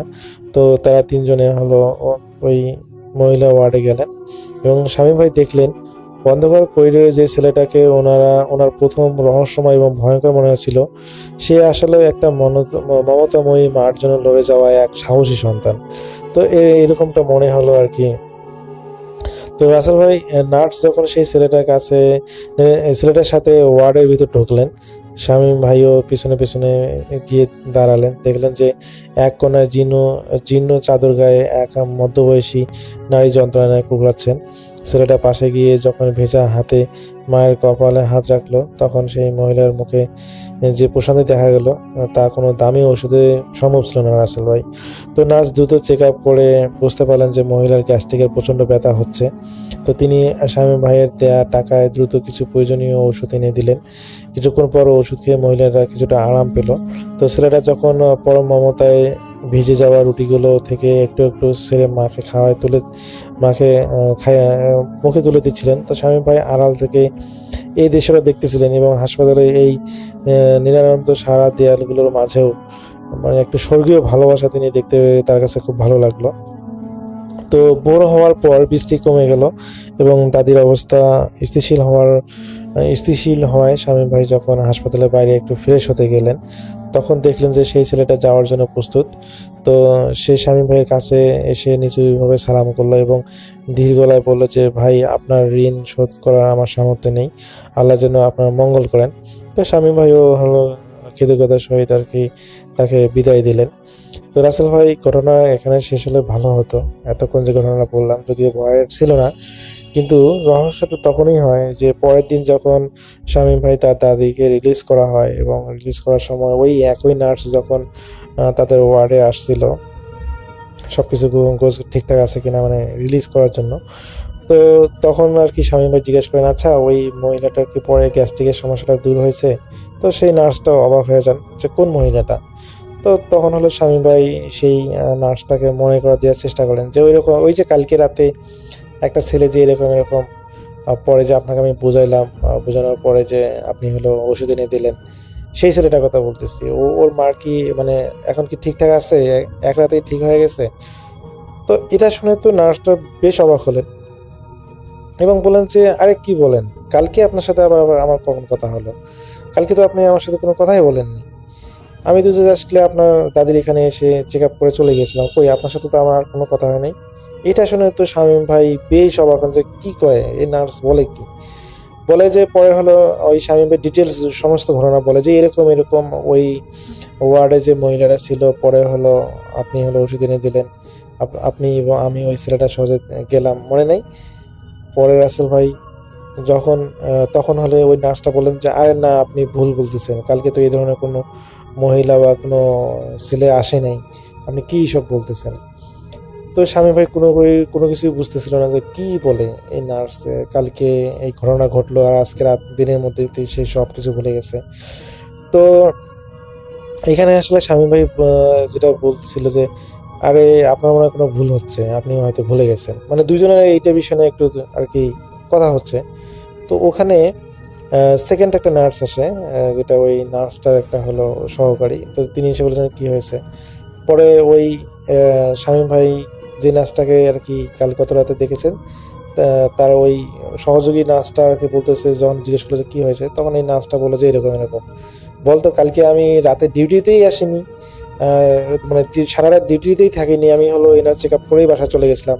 আর ইনি কিনা বলে যে আমার রাত 1টার দিকে নাকি বলে আমি এরকম ওষুধ এনে দিয়েছিলাম। কি বলে পাগলের মতো। তো পরে সেই নার্সটা বললেন যে, শামীম ভাই আপনি আসলে ভুল হচ্ছে, ও তো কালকে হলো 10টার আগেই বাসা চলে গেছে, তাহলে আপনার সাথে আবার কিভাবে দেখা করবে আর কিভাবে চিকিৎসা করবে? তো এটা শুনে তো শামীম ভাই বেশ অবাক হলেন, যদি এরা দুজনে তো মিথ্যা বলতে পারে না। তো তিনি চিন্তা করলেন যে তাহলে তার সাথে কি হলো। তো তিনি হলো তার দাদিকে নিয়ে আর ওখানে কথা না বাড়ে তিনি তার দাদিকে নিয়ে বাসা চলে আসেন এবং সেদিন এটা ভাবতে থাকেন যে কি হলো এটা তার সাথে। তো ভাবতে ভাবতে তিনি সেদিন রাসেল ভাই ঘুমিয়ে যান এবং সেদিন রাতে তিনি স্বপ্নে দেখেন যে সেই মহিলা এবং সেই কিশোরটি তাকে খুবই ধন্যবাদ জানাচ্ছে, যে আসলে আমরা আসলে জিন ছিলাম, আসলে ওরা আসলে ছদ্মবেশে আপনাকে দেখানো হয়েছে, তো আপনি যে উপকারটা করেছেন সেটা ভোলার মতো নয়। এখন এটা দেখে তো শামীম ভাই হঠাৎ করে ঘুম ভেঙে যায় এবং তিনি বেশ অবাক হন যে কি হচ্ছে এইসব তার সাথে, ও আবার কখন হেল্প করলো, এবং এভাবে তার সারা রাত তার সাথে তার ঘুম হয়নি। এবং পরের দিন তার দাদিকে যে ওই সুস্থ হওয়ার যিনি রাতে তাকে শেয়ার করেন, দাদি এরকম এরকম ঘটনা ঘটেছে, এখন আমি কি করব। তো দাদি হলো ঘটনা শোনার পর দেখেন যে এটা আসলে খারাপ কিছু তো না, সে তো সাহায্যই করেছে এবং সেই কৃতজ্ঞতার সহিত আসলে তারা আসলে কৃতজ্ঞতার সামনের মধ্যে জানিয়েছে, এতটুকুই, তো ক্ষতি তো হবে না। তো দাদি আর কি আশ্বস্ত করেন যে দাদু ভাই কোনো সমস্যা হবে না, তুমি নিশ্চিন্তে থাকতে পারো। তো রাসেল ভাই এরপর থেকে আসলে শামীম ভাইয়ের সাথে আর কোনো ধরনের ভৌতিক ঘটনা ঘটেনি। তো হসপিটালে আসলে তার দাদির সাথে থাকা অবস্থায় এই ধরনের একটা ভৌতিক ঘটনা সে সম্মুখীন হবে সে কখনোই কল্পনা করেনি। তো রাসেল ভাই আমার কাছে ঘটনাটা বেশ ভালো লেগেছিল, যার কারণে আপনার কাছে শেয়ার করা। তো রাসেল ভাই এটাই ছিল ঘটনা।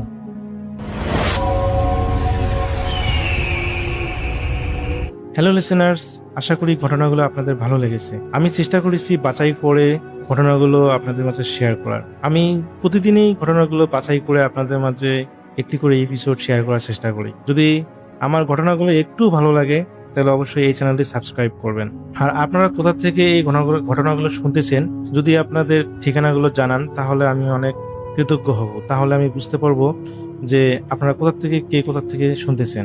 এছাড়াও আপনাদের মাঝে যদি কোনো ঘটনা থেকে থাকে তাহলে অবশ্যই আমাদের ইমেলে দেওয়া ঠিকানায় ঘটনাটা পাঠাবেন। তাহলে নেক্সট এপিসোডে আপনার সেই ঘটনাটা আমরা রাসেল ভাইয়ের মাধ্যমে অথবা আমরা নিজেরা পড়ে শোনাবো। তো ভালো থাকবেন, সুস্থ থাকবেন, এই প্রত্যাশায় আজকের মতো বিদায় নিচ্ছি। আল্লাহ হাফেজ।